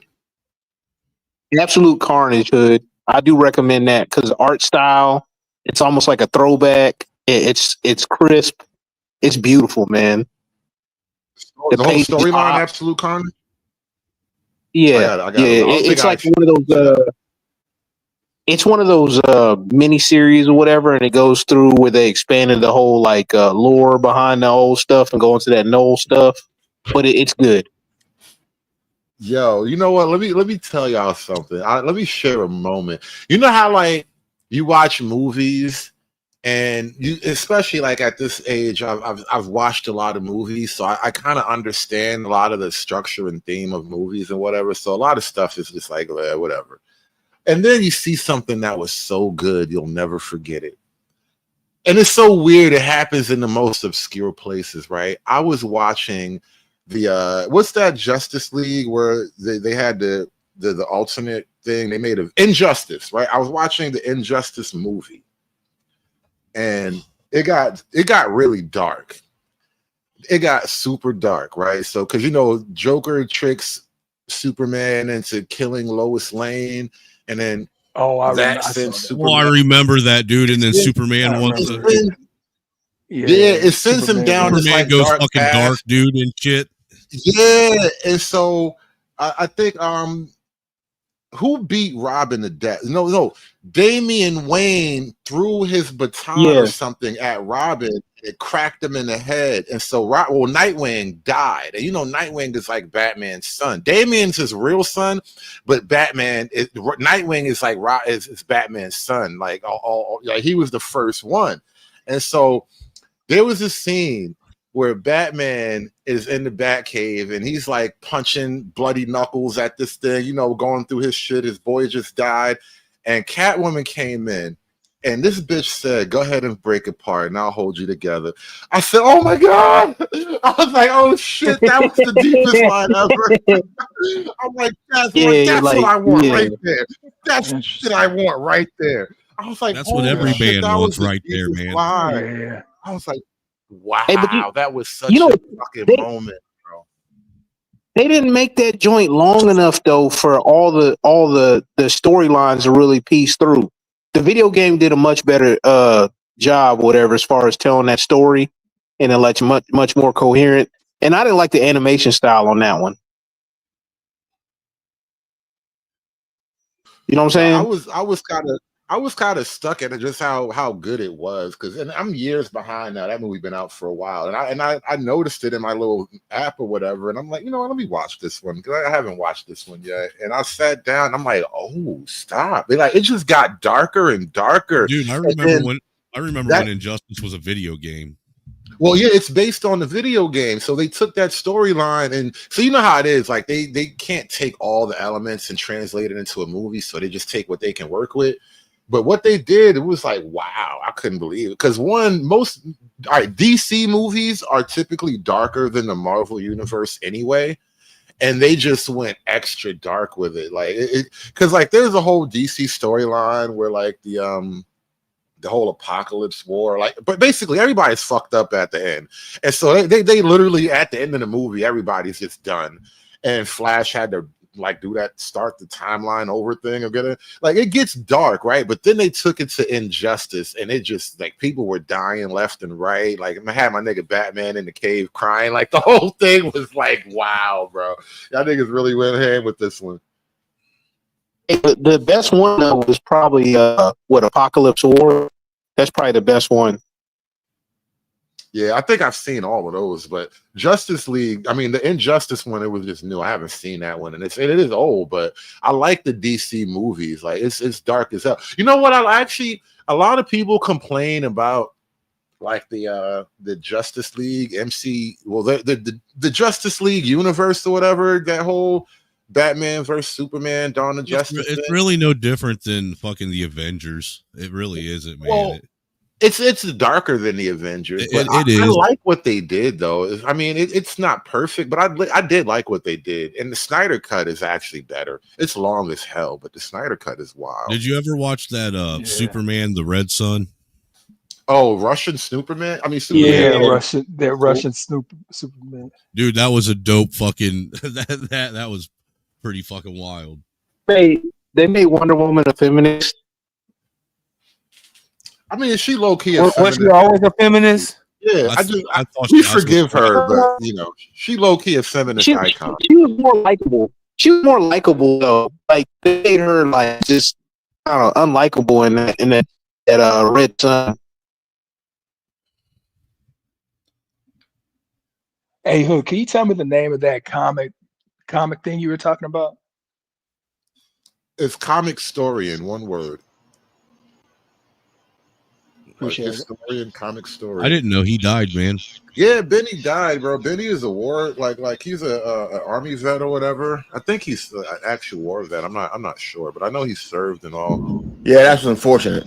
Yeah, I think he actually did do combat because the thing that's why I know I listened to the Venom story and he talked about like him relating to Venom because of his service and all that. But yeah, Benny he put together a lot of good stuff over the years. Like I listened to the whole like Deadpool comic storyline on that channel, and like they do a great job of just like it's just short of watching an actual movie. That's why I really like it. It's like watching it in comic book form.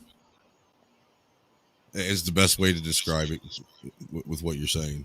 It really is, because they do act it out. The voiceovers they do are top notch. Right, and there are channels that have like live action comic book stuff, but they're almost like one-offs. Like they don't really do a lot of current stuff. They're not active channels. Like he was up to date. And not only did he do, and he went through whole series, man. Yeah, he had series. he has a backup channel where it's like the comic story and collections where you can get the whole series together in one thing.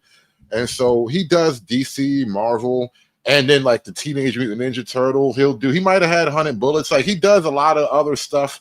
I think he I can't say for a fact, but I know he does more than just the mainstream Marvel DC universe stuff. So you can get all kind of stuff off that channel. Yeah. That's how I kept up with comics, because like once upon a time when I had the time to do this kind of thing, I would have like sat in Barnes and Nobles like the white people do, sit on the floor and read a comic for free if I had time to kill. I can't do that stuff, and I'm too old to be doing that now. So like I listen to it as I'm just driving around. Bro, I used to get kicked out of the grocery store for doing that shit. Listen, once I saw white people sitting on the floor in Barnes and Nobles, I wasn't buying a thing ever again. There wasn't a Barnes and Noble anywhere near where I live, dude. But the grocery store had a little magazine rack. You know how they used to have those in grocery stores, the magazine racks. You know, where you get the what was it, the new Nintendo Power or whatever, and it'd have a disc in there or some. You know, that's where they keep their comic books too. I'm gonna smoke a fat blunt, and then I'm sitting in Barnes and Nobles, and I'm gonna read this entire book, and then I'm out. That's what libraries are made for a hood. Yes, sir. Libraries don't have new comic books, bro. This is a comic thing. Yes, sir. Here's one. Well, they did at one point in time because the social justice warriors steal the comic book and go to the library and act like you got from the library, like I used to do. Here's a question, real quick. How many people up here old enough to remember being able to get 5 cassette tapes for 99 cents? Yep. Sorry, I'm not that old. Yes, sir. That used to be the hookup. Yep, and you could do it multiple times, man, and never pay them. By the time I started consuming music, I was probably about 8 years old, and CDs was already in style. We had cassette tapes, but we called them the dinosaurs for a reason, because only older people was still using them. So yeah, you know what? Let me share some bootleg lore, right? The first bootleg tape I ever bought was Bebe's Kids, right? And to this day, well, not to this day, I just recently watched Bebe's Kids in its entirety, like a month or two ago, because the bootleg I bought, it went full staticky once they got in the park. Like at some point after they got into the park, it went full static, and all I had was audio, and I couldn't just watch it. So I never got to the end of Bebe's Kids until just recently, because I bought the bootleg when I was little. Hey, truism. Yes, sir. Hey, might have a one-off show idea for like a little 30-minute joint for you. Look into that Raiders defensive tackle that just got cut. Dude, hold on, True Hype. Say that again. Are you ever going to get a mic that doesn't have AIDS? Hold on, I'm sorry. I'm not at the house right now, man. Like, look, the defensive tackle from the Raiders just got cut. He was like tickling his teammates' feet and wouldn't stop. Hold on. Why are we not cutting both of them? Oh, that's crazy. Did you send me the link? I need details. Hold on. I need details. Was he getting tickled against his will? Or was he did he like giggling and shit? Like, what's happening? I don't like where this is going. Allegedly, he did it to multiple teammates and would stop. They requested him to stop, but he wouldn't stop. Did he have Diddy oil with him too? He's a serial tickler. Oof, bad business. Ever since Diddy, bro, niggas be taking worse and worse L's, man. If you send me the link, I'll definitely look into it. That sounds wild AF. Yeah, it sounds like a Diddy party. Serial tickler. I feel like they should have all beat him up in the locker room, and this story shouldn't even have got out. He should have just got beat up in the locker room, and nobody ever knew why. This shit should have never happened. That's what would have happened. Dude, what about the habitual sniffer? Y'all know about the this habitual shit sniffer? not getting out. This shit should have never happened. Tickling people. Hold on, a habitual sniffer. That's a dude that's just known for going around trying to sniff people's crotches and shit, bro. That's fucking nasty. That's gay as fuck. Oh yeah, I heard about that. Yeah, niggas, people are just weirdos though. Lord, the thing about it, like the reason why I was watching the whole High Castle thing, the men in the High Castle is because, like, you know, on the online right, and people talk about fascism and stuff. And one of the things is they were like they're showing, you know, the fascist image or whatever, and it's a crazy world. It you know, it has its downsides and all that. But one thing you cannot get is a serial tickler. That guy would have never existed in a world like that. Like the lawns would have been manicured, the trains would have been on time, and all the serial tickler niggas, all the sniffers, those people would have been dealt with in one way or another. It wouldn't. These conversations wouldn't have happened, and it's just so crazy that we have to have these kind of conversations now. Mm-hmm. God, nigga, there was a video recently. A dude skeeted on this chick in the grocery store. What? Hold on, like he literally was skeeted on her. That Wait was a in minute. Philly. Yeah, I remember that. Hold on, wait a minute. Jesus Wait. Nyap, Christ. wop, nyip, wop, nyip, nyip, nyip, wop, nyap. Say that one more, Ken. What you say? A dude in a grocery store skeeted on this chick, bro. Just walked up to her. And like, think about the logistics of time coordinated skeeting. Like, you had to Lord already have be mercy. priming yourself, and then like you either selected a target and then gunned it up to that point, or you just were gunning it and then looked for a random target. But either way, he skeeted on this chick in the grocery store, bro. And I'm like, you know, guys like that shouldn't even go to jail. Like, you should just like disappear them. Like, I really don't have feelings for whatever the government would have done to that guy, you know? Mm-hmm. Hey, you know the craziest part about that hood? It was two in the same week. It was two in the same week. Damn, there are 2 victims? Yeah, like one was a white chick and the other one was a black chick. Oof. Diverse victimhood. That's crazy.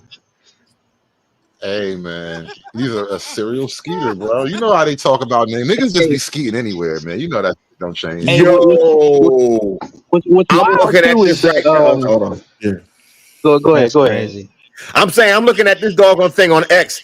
This bitch, Little Tay, just turned 18, and she made an OnlyFans and made $1 million in 3 hours. The wife was telling me about that. Woo! Mary Sim. Mary Check Simpson this out. made this woman Hey, into a millionaire check on this out 18th though. birthday. No, hold on. Check this out. This is the reality of what's going on though. She made $1 million by showing a bunch of people pictures of her naked when she was underage. What? Ooh. Oh yeah, that's devilish right there. That's demonic right Now, there. I was uncomfortable talking about that anyway. You made it even worse. Bro. That's the reality of it though, man. She said that she already had all these videos and pictures posted on her OnlyFans. She was going to make it public once she turned 18 and got enough donations, dude. All those videos were pre-made. Was she of legal age when she made them? No, the fuck she wasn't. So everybody's watching a bunch of underage. Yes. See, now that's what you call that is real time home. Angry Snowman, you do know that she had basically put out all the dudes that was on that was married, right? So you trying to tell me that the majority of dudes that bought Lil Tay's OnlyFans now are basically married men that watching so-called underage corn. That's what I just said. So they froze. So they froze Umar's assets as well. That's kind of crazy too. What? Who froze him? Yeah, the government. So apparently Umar got all the worst drama, bro. Like, and I'm not an Umar fan, so this, I feel nothing, but I hate to see a nigga look so bad. Like, you looking bad out here, bro. Oh no! Wait, what did they freeze him for? So apparently, and he got a public battle with the side chick or whatever. He said he calling her the throat goat, but her coochie stink. Like, the nigga looking stupid. But so Man, that nigga she looking is stupid. He's stupid as hell. She doing interviews with Lennon Honor, talking about all his business, whatever, and he's saying that she had access to his money. Her and some other person had access to his money, his bank accounts, his bank cards, whatever. And so now, but he's I think he probably like told the bank that, and now the bank has frozen it until they do an investigation. So that's his own reporting that the bank has frozen the account per investigation because he probably reported something wrong with his shit, and so they're like, all right, well, let's figure it out. And Oh so he's no. like grifting with his audience, like, look, I got no real money, so I need day-to-day funds to keep going, blah blah blah blah. It was a whole video of him begging for his audience. Like the whole stuff is just scandalous. Oof. Scandalous. Yeah, Man, for the first hey. time, Dr. Umar ain't got no digital currency. So being Hey, a Hood. pander being a pander Africanism goes wrong. Hey, Hood. Oof. Hey, Hood, have you kept up with anything that's going on with Umar's daughter? Not Like you yeah, said, no. did I heard you she see was how homeless how and crashed out. yeah. and then she had to get like voluntarily admitted into a hospital? Yep. Yeah, man. You mean psychiatric Yes. hospital? Yeah, Yeah, man. psychiatric. Yeah. So Well, it's most hey, of these chicks I don't crazy, know. bro. Good for her. They For are like, crazy. listen, the first They step are is admitting crazy. you have a problem. Are we acting Yeah. like we're surprised? You know So what that I was reminds looking me at of? I ain't gonna lie. There's a- Maybe I am a little bit. so Queen I was Mother looking at this Goddess. article, right? I was looking at this article Princess on Mother IG. Goddess out here struggling. Hey, Yeah. wasn't there a chick recently that was trying to get arrested because she didn't have no place to go? No, wasn't that a white chick Yeah, or something like that? cause she ain't nah, that was a black chick. She ain't had no money, or she was maybe messing. Right. And she was They- like, why can't I go with her? Right. Her I'm homegirl was talking getting about arrested, right? So her homegirl was getting arrested for whatever. And I think they were out like away from home, like on a trip or something. So like she's out there with her homegirl. And so from her point of view, that's like who I need to be with. And so the girl, like, well, why don't y'all take me too? And the thing is, look, girl, if you really wanted to go to jail, it was actually really easy. You wanted to go to jail the easy way. No, bitch, you gotta go the hard way. yeah. Hey, that just shows you the guidance of these chicks, man. I'm talking about zero guidance. I mean, like, Zero. it's stupid that you wanted to get locked up with your friend because you didn't know what to do with yourself. But Yeah, I she mean, ain't know what to do. if you really was about that life, you would at least spit on the cop. I mean, that's assault on an officer. You gotta go. You gotta take me now. They took a punch, jaywalked. I did both. I mean, listen, for a girl who wanted to get arrested, you just wasn't trying that hard. Is all I'm saying. It's actually really easy to get arrested. You just wasn't Very trying. easy. Mm-hmm. And then the friend would get bail, and her ass gonna be stuck there. No ride home, nothing. It's hard out here to be a hoe. I'm telling you, it's hard on these hoes. It's hard. Your girl, Depends on how you. Sha'Carri, what's that track record? Imagine 12 years Sha'Carri ago. Sha'Carri Richardson got locked up for assault on her boyfriend too. Yes, she did. Yeah. I'm gonna get to I was gay. I'm gonna bust out the video clips tomorrow. I'm saving my powder. Yeah, man. Daggle, Daggle was down so far, man. This year, this is the summer of the down Daggle, boy. I'm telling you, I'm here for it. Hey, you know what? I respect it, man. I That personally is- think more of these hoes should fucking be beating the shit out of their old men. Damn. Damn. All right, so I was looking at this article, this post on Say Cheese, right? That was this guy back in 2013.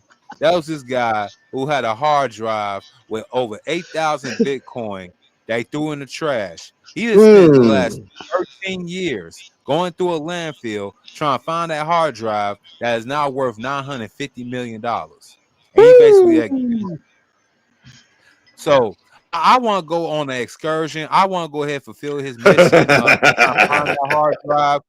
Hey, fuck that. Look, man. Look, that's somewhere right now. Literally, the phrase "another man's trash is another man's treasure." You know the problem with that? Some of that trash actually gets burned. Yep. That's how they make it a landfill. You can't just put raw trash on a mountain. No, that's not working. I know this because I've been there. I worked at a place like that, so yeah, I've seen that shit gone forever. dumping the stuff, bro. Oh well. What was the place called? Your baby mama? Oof. No, I actually have real job. I do real man jobs. Shut up, white man. But Uh-oh. $8,000 Bitcoin on a hard drive is just somewhere in the landfill hood. I don't think it got incinerated yet. Look, man, we got going on a mission like the Raiders of the Lost Ark. We go on a fun Nigga, I'm not going on a treasure hunt at the goddamn dump, bro. Not at a landfill. No, who wants to go on a treasure hunt at a landfill? For $950 million. Yeah, but I was probably going though, cause like the old school hard drives use the magnet. They were sensitive. You know what I'm saying? So to get game around done, plus you have to have all passcodes for his key. You ain't even got a map or nothing, bro. What kind of treasure hunt is this? You ain't What even the got fuck a is map. R2D2 even saying? I know. I had to pretend I understood what he was saying. It was a seamless transfer, though. It was a great, like, I'm working Message on being a good received. co-host. Yeah. But no, it was you really need a map if you're trying to send niggas on a treasure hunt. At least give us a map. You just want niggas to dig through garbage. You know, black folk already got a terrible reputation, and you're gonna send niggas out here to just dig through the garbage. We'll never win the African FBA war. We got niggas out here digging in the garbage, bro. Hey, bro, for $950 million, niggas that did worse for less. I'm telling you, that hard drive. I gotta know where it is at least, bro. It's At least a like 70-30 chance that hard drive got burned up in the trash, bro. Did you just say 950 million? Yes. Yeah, they do not just dump all the trash out naked like that. It's not how it works, bro. They have to burn a lot of that stuff. 8,000 Bitcoin on a hard drive right now was worth $950 million. And it's missing? Yes. I need to find that hard drive. Yo, bro. I witnessed. I literally had. I was doing customer service work. I think it was like maybe 3 or 4 years ago, right? And it was like tech support. And this dude called in. Well, he didn't call in. He typed in. I'm like doing like the whole help desk shit. He typed in. He was asking how could he get back some information on Notepad because his daughter had accidentally saved a grocery list on the Notepad, but on the Notepad there was a private key for I think he had enough Bitcoin that he had saved up so he could buy a house. And I was looking like, I mean, okay, well, did you do this? He said no. Did you do that? He said no. And I'm like, I don't know what to tell you, bro. Because if you didn't do either one of those things, it's going to be hella hard for you to find that. So he lost all that. That's a scary idea. Like, I've thought about this over and over. Like, I would love to buy like Bitcoin or some XRP, take it off to the web, put it on a private key, and then just give it to one of my kids.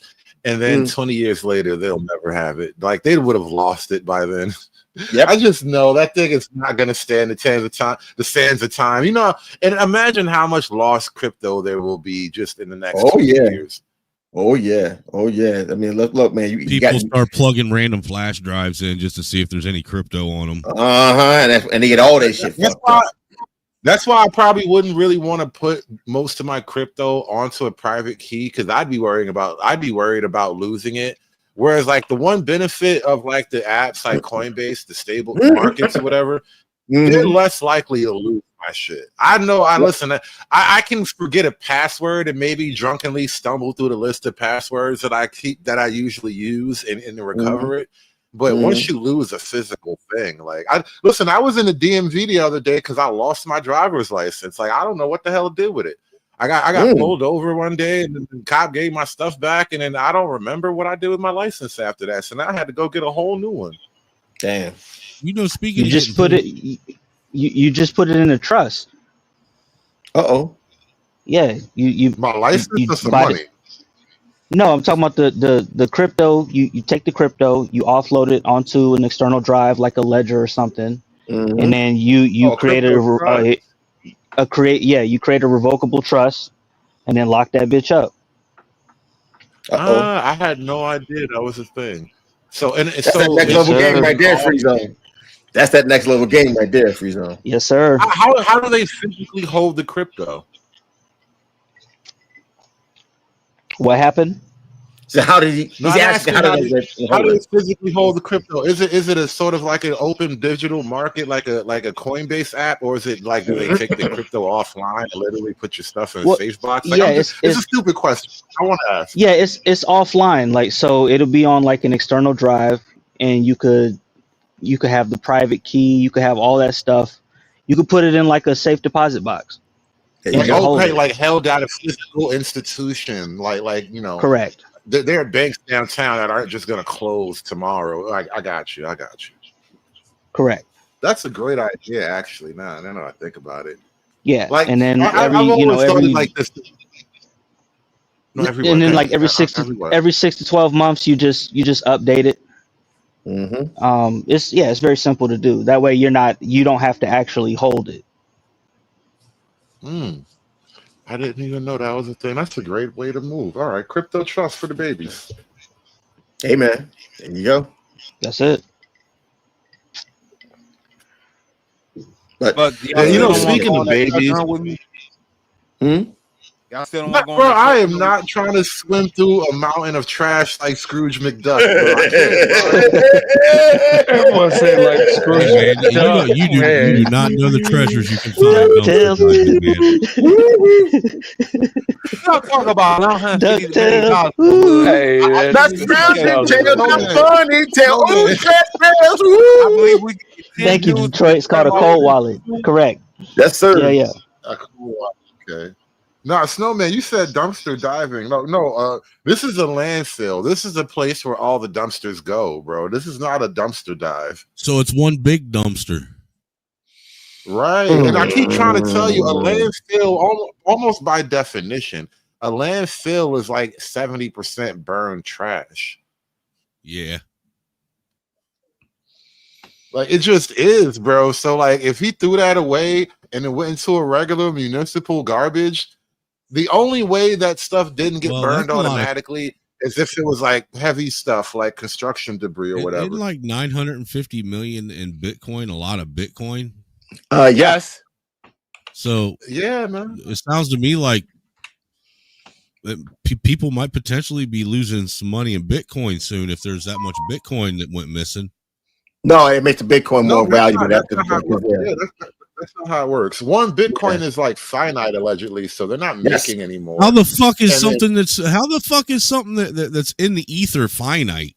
Because if you And not just the ether, the digital ether. okay, I'm explaining it to you. You turn the power off and it's gone. That's what I'm saying. That's why I'm explaining it to you, right?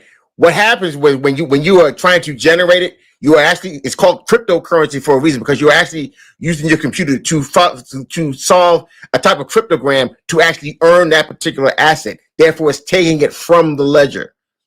The more you keep taking from the ledger, the more valuable the coins are supposed to become. And because Bitcoin is so finite, every lost Bitcoin, it becomes that much more of a benefit to those who actually hold them. It's like think of it like this. If you had to solve some kind of a mathematical equation to get gold, and then you suddenly got like 8,000 gold, and then you put it, I get that. But if you put it like in a house, You can turn the power off and gold is still gold. You turn the power off and Bitcoin is no more. I'm trying to explain it to you, but it doesn't matter. Yes, I'm trying to explain it to you. For some reason or other, you just lose all the gold in your house, and the house sinks into the ground. You can't get it, for whatever reason.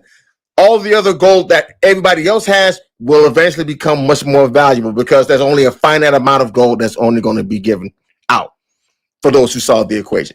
I'm trying to explain it to you like that. That's the reason why the value will go up more for that. I get why people look at crypto like some kind of magic money. And maybe it is to a degree because it's the ultimate fiat currency. Like, look at Bitcoin. If you think about it, Bitcoin is really a shit coin because it's not connected to any algorithm. It's not used a part of any blockchain. And the typical shit coins that come out, like I own a couple bucks in Fartcoin. I just bought like $20 in Fartcoin one day. And one day it might pop. You never know. It's a shit coin, right?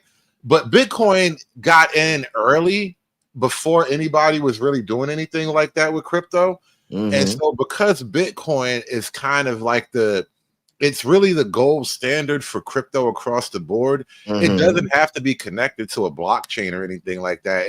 It's really based Dude, on its own inherent value. I'll be honest with you, if I ever buying or making it. I mean, nobody's making any more of it, but it's not. It's all like almost a fiat currency. It's a weird thing with crypto. Honestly, it does feel like magic money. Dude, if I somehow magically got a hold of a Bitcoin, I'd cash it in. Straight up. Well, because at this point, a Bitcoin is worth like 140, 100 and something grand. I know it's over 110 at this point. Yes, it is. So for everybody who got in when it was first came up, oof, they came up. They came up.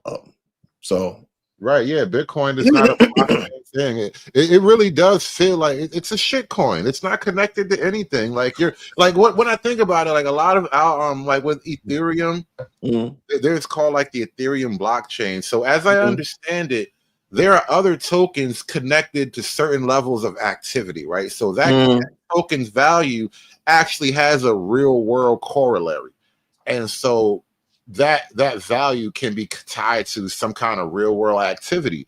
Whereas with a thing like Bitcoin, there is no sort of activity. There's nobody that's like pressing a button. You're not getting clicks, and those clicks get translated into moving the algorithm or moving the blockchain, as they say. And so with something like Bitcoin, where it's just, it's worth what it's worth.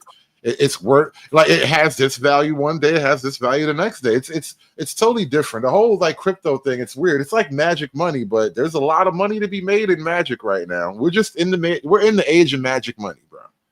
I can say, but actually, initially, when Bitcoin first came out, the value was tied to the amount of electricity that was used to solve the cryptogram to get that Bitcoin. Initially, is what it was, and as people wanted to actually use this as a way to replace the dollar and everything else, that's when the value of it started going up and up and up and up. And there are people who are actually paying for things and buying for things with Bitcoin. Now, it may not have many like tokens that are generated from it, no, but there are still people who are using it as a way of, like you said before, its own fiat currency. And it's now at this particular point, it is the standard for any cryptocurrency that's out there now. Well, everything has to be pegged to that. Yeah. Here's another question. Gotcha. Did the black market actually make Bitcoin actually viable? Yes. Because think about it, like Clue is actually onto something. He says if you think about Bitcoin, its only use case is laundering. And not only laundering, look at the whole Silk Road thing. There was an entire underground market of all kinds of things that was literally being traded in Bitcoin. And the guy himself, I think he's out of jail now, but the guy himself who actually did the Silk Road thing, like he was, God knows how many coins he had passing through his fingers at that time. And he was making crazy money, basically running an underground market where we all did our transactions in this digital currency. And then we took that digital currency and translated it into real dollars on a market that was it was disconnected from the actual transactions that we were doing. It was a great scheme, really. It was wonderful. Oh yeah. Hey, look, hey. Feds, baby.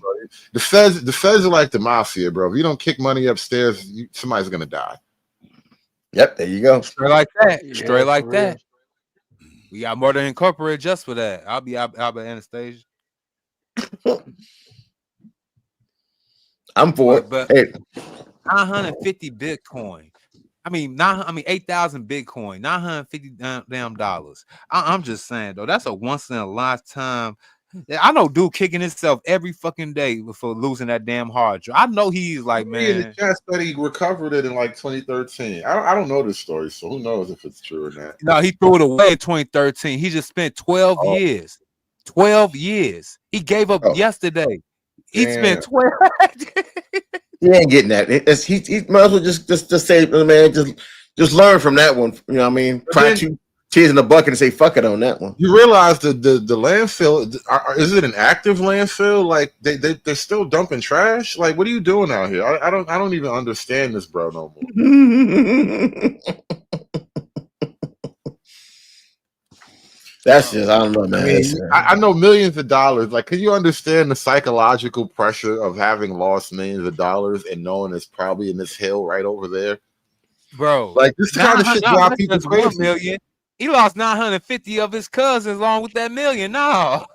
Oof. I'm saying like that type of money, that type of psychological pressure, like I get it. Like it's sad, it's crazy. You know, niggas would have lost their mind behind that. Like it's gone, bro. Move on. Like how do you just move on? You know, like all those millions of dollars. Like the nigga life will never be the same. He could never recover his life after that. He'll He never just be spent the 12 man of he them. could have been. Bro, he just spent 12 of them looking for that motherfucker. After he realized, like, man, I fucked up. Well, let me ask you a Mhm. question. Don't you think that in and of itself is a sign of mental illness? 12 years going to the landfill every day. Yeah, but that's for like 900. It's damn near $1 million though, bro. I A think he was billion. going crazy. A billion. My contention is he was slightly going mad. So you're saying that in the quest for $1 million, people have to eventually go insane to do it? Oof. You got to be crazy to be a millionaire. That's crazy. Oof. You don't have to, but this is like one of those classical, archetypical kind of things where you're in pursuit of something so blindly that it drives you off some kind of mental cliff. Or some old Don Quixote dream, the impossible dream shit? Yeah, that's what I'm saying. Oof.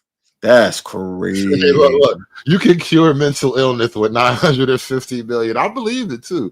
It's like Magic Johnson, man. That nigga cured AIDS because he got money. Bro.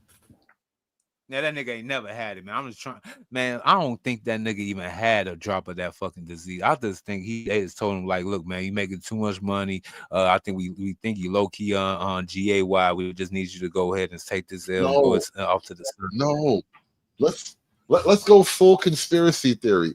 Magic Johnson allegedly having AIDS was one of the longest standing pro-gay psyops ever. Because AIDS is really, it's a virus that I don't know if it's me. I don't know if it's me or anybody else, but you kind of borging a little bit. Say that again about this, about Magic Johnson one more again, please. Magic Johnson allegedly having AIDS has been one of the most powerful gay psyops ever because AIDS is a virus that heavily affects the gay community. Very few people that have heterosexual sex have AIDS. If you're straight and you got AIDS, you're probably a dope fiend. And that reality, well, that theory, that's my personal conspiracy theory. He probably never had it. It was just a giant psyops for the gay community. It was to elicit sympathy for the gay community. So it was like, you think it was like to take the heat off of the fact that he got found out that he was cheating on his wife? Well, he got a No, big I'm just gay saying the son out idea of him having listen, the idea of him having AIDS was a favor to the gay community. It was to elicit sympathy for the gay community. It's a giant psyop. I'm telling you. I'm with Mr. O. That nigga never had AIDS, but by feeling bad for Magic Johnson, we feel bad for all the gays who have AIDS by extension. Oof. But the gays is gay though. Magic Johnson was supposed to be the biggest player in LA though. That's what a lot of dudes got scared. Hell, that's what scared me. It's a gay disease, bro. That's how they psyop you. Oof. I don't know. You got listen. As far as I understand, it's a very gay disease. Like in order to really contract it sexually, you probably boned the dude. And I'm not saying Magic. I don't know. He may or may not have boned the dude, but that only adds to my theory that it's actually to gain sympathy for the gay community. Why the B-Dub? So why does the B-Dub basically outrank and outpace everyone, including the gays? Though I'm trying to figure it out. Because they have sex with gay dudes. Yeah, they love fucking nibbles that love fucking nibbles. That's why. Oh, that's it. I mean, yeah, it's very simple. But how's that possible? I'm still hold on. The community possible. They got that thug in love. That's why. Yeah. And even when they know he's gay, the dude's always around, and they're gonna try and make him have sex with him because he's always around. And the gay dude will probably do it as a favor. Mm-hmm. It's a thing, man. Why do you think they have so much? They have so much knowledge on these down low dudes because they fucking them. That's why. How you think all these mannish lesbian chicks be having children? Oof. You notice Bro. in the lesbian couple, the one that gets pregnant be the manly one. Bro, that should be pissing me off. Like you already made a decision in your life that you was gonna be on playing for the other team. How dare you, little ugly, fat, Manny Fresh look? There goes, and he was to go look, confusing the kid all. Oh yeah, of course. Yeah, in I'm my having that life, I've personally like known two different like gay women who are raising children, sons or whatever, and it's just it's always just a weird look, bro. The whole thing, none of it ever looks right. It just it never does. Yeah, I can only feel bad from a distance, man. You can't be saving people. You can't be fixing So I'm people's going down a lives. rabbit hole. So the women today has over 40 some different types of birth control. They have so-called the ABs too. You know, we're gonna throw that in because they want to use that as the main form. Dudes got condoms we get for seven, but everybody's still turning up with unwanted pregnancies and still getting diseases. How are we still in? All right, so we already know that with the birth control, it kind of messed up the women. The birth control, the whole everything with birth control messed up the whole outlook. Without birth control, I guarantee you these women go back being right, go back in the kitchen, choose the right man because they don't have no safety net and they don't have no precursor to go and stop the chicanery. Because ever since the advent of birth control, these chicks been running amok. You know, they actually sleeping who they actually want to sleep with. So again, they dual main strategy. They sleeping who they want to sleep with, and unfortunately, a lot of dudes they don't want to sleep with. They sleeping with, and that's when they use the abortion pills, the what's the name pill. They don't want It's a combination of things. It's not just birth control, but there's also the economic reality of it too. So if you're gonna as a government, you know, there's this saying that if the government spends money on a thing, you get more of that thing. The government spends money on single moms, so you get more single moms, right? And so from that standpoint, as long as we're shoving money at women, just pouring money on the women so they can be single, like the entire theory behind spending money on women from a government standpoint is so that they don't have to actually be responsible to a man. We from a government perspective, you're giving money, you're spending money on women because years ago women were attached to the men economically, and the only way to really break that is for the government to spend money on women. So now the women are attached to the government economically more so than a father or a husband. But this is the caveat though. That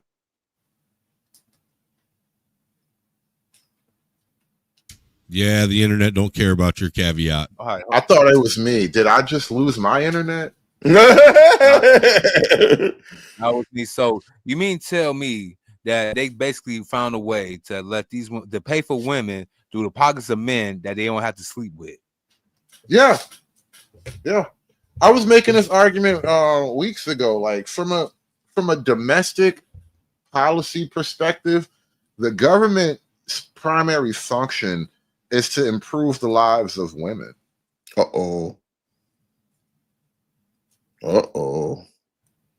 That's a little black pill. Ain't nobody really trying to swallow, bro. That's right. Oof. Like there are only two types of people in the world, men and women, and the government damn sure ain't going out of its way to improve the lives of men.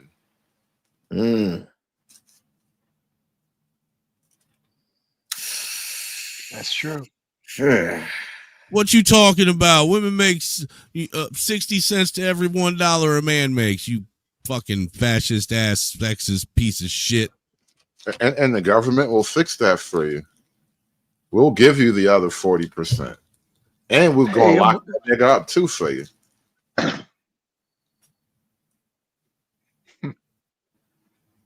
Yeah, I ain't got nothing for that. I know. This is the part of the conversation where people be like, see, Hood, you hate women. Oof. I know, right? What else Nah, can dude, you it do? isn't that you hate women. What the fact of the matter is that you don't find your worth in how much fucking pussy you can get. Uh-oh. There you No, go. That's what it boils down to. All these other motherfuckers, their worth and their value in life all revolves around how much fucking pussy they can put their dick in. You know the funny thing Pussy on a about that? pussy on a pedestal. It's Th- bad business. This is what I was sort of thinking about the other day when Ism was up there and he was starting his book. Like we was having a whole conversation, and the nigga Ism just like to Ism sounds like Afro nerd. Yeah, he is. but what I was thinking about, and this is like very, very much black male culture. Like, what's the point in being over 40 and all you want to do is chase pussy? Like, listen, I I'm not saying I don't. Good question. Good question. But like, I have other hobbies and pursuits because at this point, like, I have 3 children. I tried to do the fall in love and have children thing, and I at least got the children part right of it and all. And then even outside of that, once that was over, God knows I had a lot of hoes and shit and all kinds of things. I've had enough. I've fucked my fill, as I like to say. And But so, you ain't been a pimp. whatever, I've gotten so much out of it that it's not such a draw like it used to be at one point. And so now I actually do ask questions that maybe deeper questions that You gotta love your hoes, Hood. You gotta love your hoes. Right. Hood, like, are you telling me that you don't want to trick on a bitch 3 to 5 days out of the week? I mean, no. He said no. See y'all just don't get no pussy. That's the problem. Listen, bro, I have hobbies and shit. Stupid. That's the thing, bro. I got hobbies. I have passions and things. You know what? Every now and then, I just pick up a new quest in life. Like I'm actually starting another side quest in life because you know how they like this is another accusation that you get being like manosphere or whatever. People say that child support is why you niggas is mad, right? No, I'm mad at child support, and I think I might have to sue child support, bro. Hey, dude, I ain't never seen a bitch that ain't mad every time she gets put on child support either. But nah, let me tell you, these niggas actually just saying these bitches are mad to get put on it too. Listen, these niggas did me dirty, bro. This is what happens. So like I have 3 kids, right? And all of my ex, my baby mom and shit, right? Like I said, tried to do the love thing. And so my oldest daughter and then my son, they are on, like, I have child support cases for those 2. Now my daughter, she had a case already, and then my son came along. They gave me a second case, but what wound up happening is they started double billing me. So my daughter is on one case by herself, and then my son and my daughter are on another case, right? And so I saw this years ago, and I'm even if I had the money to pay, I wouldn't have paid because it wouldn't have kept me out of jail. Like you pay one bill, the other bill goes up, right? So I just let it accrue because what else can you do, right? And so they wound up taking my license. And then, eventually I got arrested on a, driving on a suspended license thing or whatever. And so I'm kind of like I'm still going through that right now because it just popped up because like I was on the road, I was truck driving and shit, and I'm all over the place, and I never actually went back to that court date. And so now I'm kind of going through the whole thing, and I'm looking at it like, wait a minute. These niggas actually cleared up that drama that they caused me. They were double billing me. Then because of the double billing, I go into arrears, and then when I go into arrears, they suspend your license. And then it occurred to me, like, holy shit, they actually are wrong for everything. Technically, even I might be able to sue for false arrest after I get them first, because what happened is once I brought it to their attention, they just sort of erased the whole debt and kind of started me over from zero. Wow. So now I gotta submit, because I was at the child support office the other day. I gotta submit an actual FOIA to get their administrative documents for my case, because now I literally want to sue these people, and I might have to get it started myself. But if you actually double billed me and then punish me for the double billing, and then I got arrested for your double billing, I think I have a case. Yeah, sue them motherfuckers. Through the motherfucking wall. Sue the fuck out them nippers. That's crazy. Damn. Like, swear to God, bro, Hanson, man, I swear to God, like, these niggas double bill me. They had me on a case for my daughter and then a case for my son and my daughter. And then they just, like, fixed it. And not only did they fix it, I never got my license reinstated after they allegedly fixed it. So I'm just looking at, like, all I need is evidence. So now I got to go get my paperwork from these people. I got to submit an actual FOIA. That's my next little, like, the whole point of me bringing that up was I have side missions in life. You know what I mean? I don't just chase hoes. I actually have missions and things to do. Can't be out Side quest service.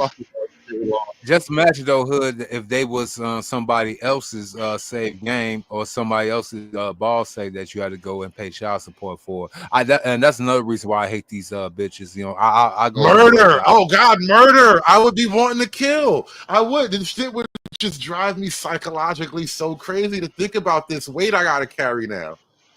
But think about it. It would have been worse if there was kids that never came out your ball sack, but you still had to provide, protect, and even pay for.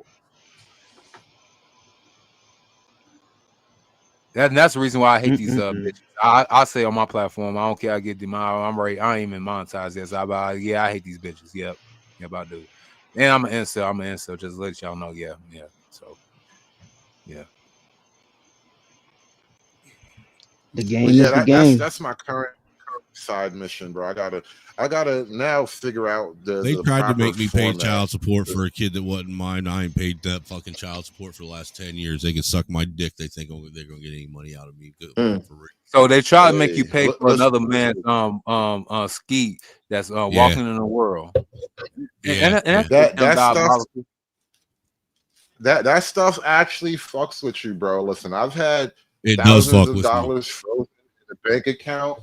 I go to get business loans when I was trying to do this. When I was trying to buy a truck, and I can't get business loans because I got all this child support debt. Like, yo, that shit, it ruins so many things for you, bro.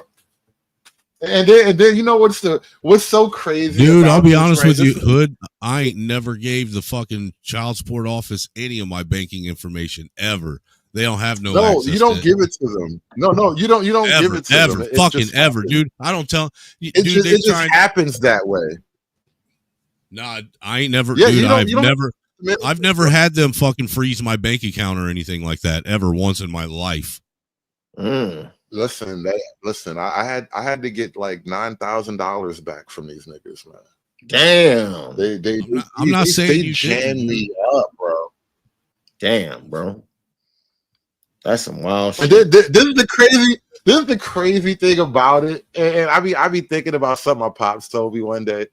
Years ago, my pops was like, I never wanted to tell you the truth about like your mom. Cause I just wanted you to just not think about it, right? He didn't want me to have grown-up problems or whatever, right? And here I am. I'll be looking at my son like, boy, you don't know how bad I used to want to kill your mama. You don't even know. You the only reason that bitch still alive, boy. I tell you. Come here, let me give you a hug. Man, yeah, that's why I'm glad I ain't got. You know what? You right, Snow, man. I'm about to be 39 this year, and I ain't got no wife, no kids. I think I should just go and start pimping. I really believe that's the path. I really believe that's the path of my life. What the fuck? Why you directed all your fucking hate towards me, motherfucker? No, you were right. No, you said, and I quote, you said a dude that's almost 40 years old. I don't even understand why you're trying to go ahead and try to be a good man, father, have a wife, and all that bullshit. You might as well just go ahead and pimp. And I was sitting back and I said, as much as I want the so-called community to go back to the 1960s, not the 50s, but at least the 60s, before 65, this give me that 4 years of black bliss from 1960 to 1964. I really wanted that. I really tried to do that, but now I have seen the light. I just believe that all women are hoes. Some just get paid more than others, and I got to have all parts of that. I'm sorry. Yeah. Yeah. Hey man, the game is the game. Indeed. The game is the game. Just don't have them come across state lines, bro. That's it. That Rico. It's not that Rico. The fucking man. Oh no! See, I'm gonna do what mine is actually talking to the Sims. I'm gonna try to do it since he is like the so-called poster child of this space called Andrew Tate. I'm just gonna do what Andrew Tate did. I'm gonna do the digital pimping. I'm gonna pimp them out on a digital street corner. Yeah, that's an idea. Seems like what's his name is on Dirty Folks level. Tate he's talking about polygamy and stuff like that. Yes. So yeah, but they gotta be working though. See, a lot of these. See, I just cannot be around. See, first of all, I refuse to pay. And shout out to Dirty Folks. I got one main lesson from him that I don't listen to women with clothes on.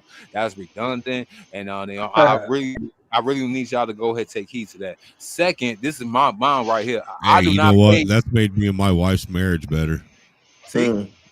Me, secondly, I've been looking over the spaces. I've been looking at over the different generations of men. I specifically boomers and millennials. I have actually came down to the conclusion.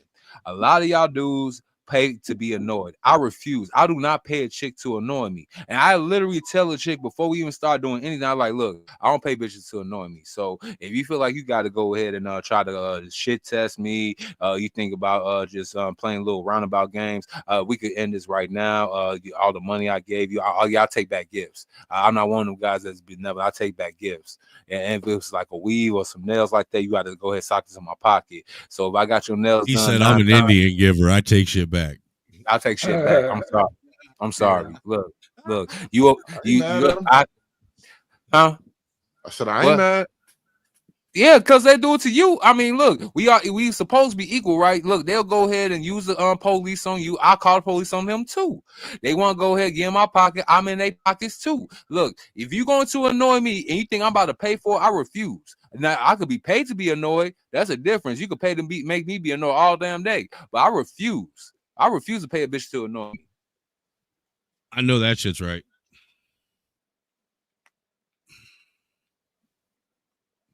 The game is the game. And unfortunately, a lot of these dudes out here, they want to go ahead and pay for their suffering. I just can never put two and two together. Maybe it's just my autism. Maybe, you know what I'm saying, I just be pay attention to the patterns and I just can't get with it. But yeah, why would you want to go ahead, work all these hours, even taking penitentiary chances just for someone's daughter that never got brought up right, don't understand the decorum, don't understand respectability and anything in that between, and you still want to I still fucking, but you still want to push your Johnson in their mouth, in their vagina, in their ass, and think you actually satisfied? No, I want them to work. I would actually like to put them on payroll. At least be a damn cook or something. I mean, shit. I mean, me breaking your back out for 30 minutes at a time. Yeah, it's cool. Yeah, I get my rock, but no, the shit still gotta be done. Yeah, secretary. Hey, shout out to Pimpin' O. Listen, we've been doing this for a little while. We getting close to the midnight hour here. And I'm kind of getting tired, and I've actually had my dinner. I ate me some tacos while y'all was running your mouths, and I'm gonna lay down and go to sleep now. Okay. And we're gonna get up in the morning and we're gonna have us a proper show. I got videos to review. I got jokes to make. I got women out here looking crazy that y'all ain't seen yet. We got a real show coming up tomorrow morning. So shout out to everybody that's been watching. Thank you to everybody that supported the stream tonight. Hold on. Dick Dog just said, after hearing Stanley, I don't want to hear another person say MS anymore. Stanley is such a Stanley. I think Stanley low key he is killing the John Galt channel. I don't know why they let him destroy that. Y'all ain't gonna hit my cash app, you bastards in the chat. Y'all ain't gonna hit my cash app. I was just getting there. Let me say this, man. We've been live streaming to like 3 other channels tonight, and it's not even for me, but somebody give somebody $1 for real. Give me the money. Give me the money for all I would do. Give me the money. Please. $1 or something. Man, help a struggling content creator out here, man. Do I gotta get Sally Struggles and some flies around me? That might work actually. You gotta hit people in their heartstrings, bro. Give a nibble a break. Give a nibble a break. How much more can I take? Give a nibble a break, please. Hit that motherfucking Cash App, PayPal. Damn it, do it, please. Come on, share your dollar. Give me your dollar. Share your dollar with me. Come on. Share them dollars, man. But listen. We gotta wrap this one up. I gotta get up in the morning and actually do another show. Like I literally gotta get up like it's a job and do this show. I'm gonna have breakfast. I'm gonna try to go jogging for a little bit, and then I'm gonna do the show. So that's the plan. I will see you guys tomorrow. All right. I will catch y'all later. Have a great night. Thanks for having the panel with me. Appreciate you guys coming up and holding it down. Thank you so much for sharing the microphone. We will be back tomorrow with a show, and I am out of here, y'all. Aspiring to be patriarchs like what white men have, that isn't freedom. That isn't going to help anybody. It's certainly not going to help Black people. It's done. It's done. It's done.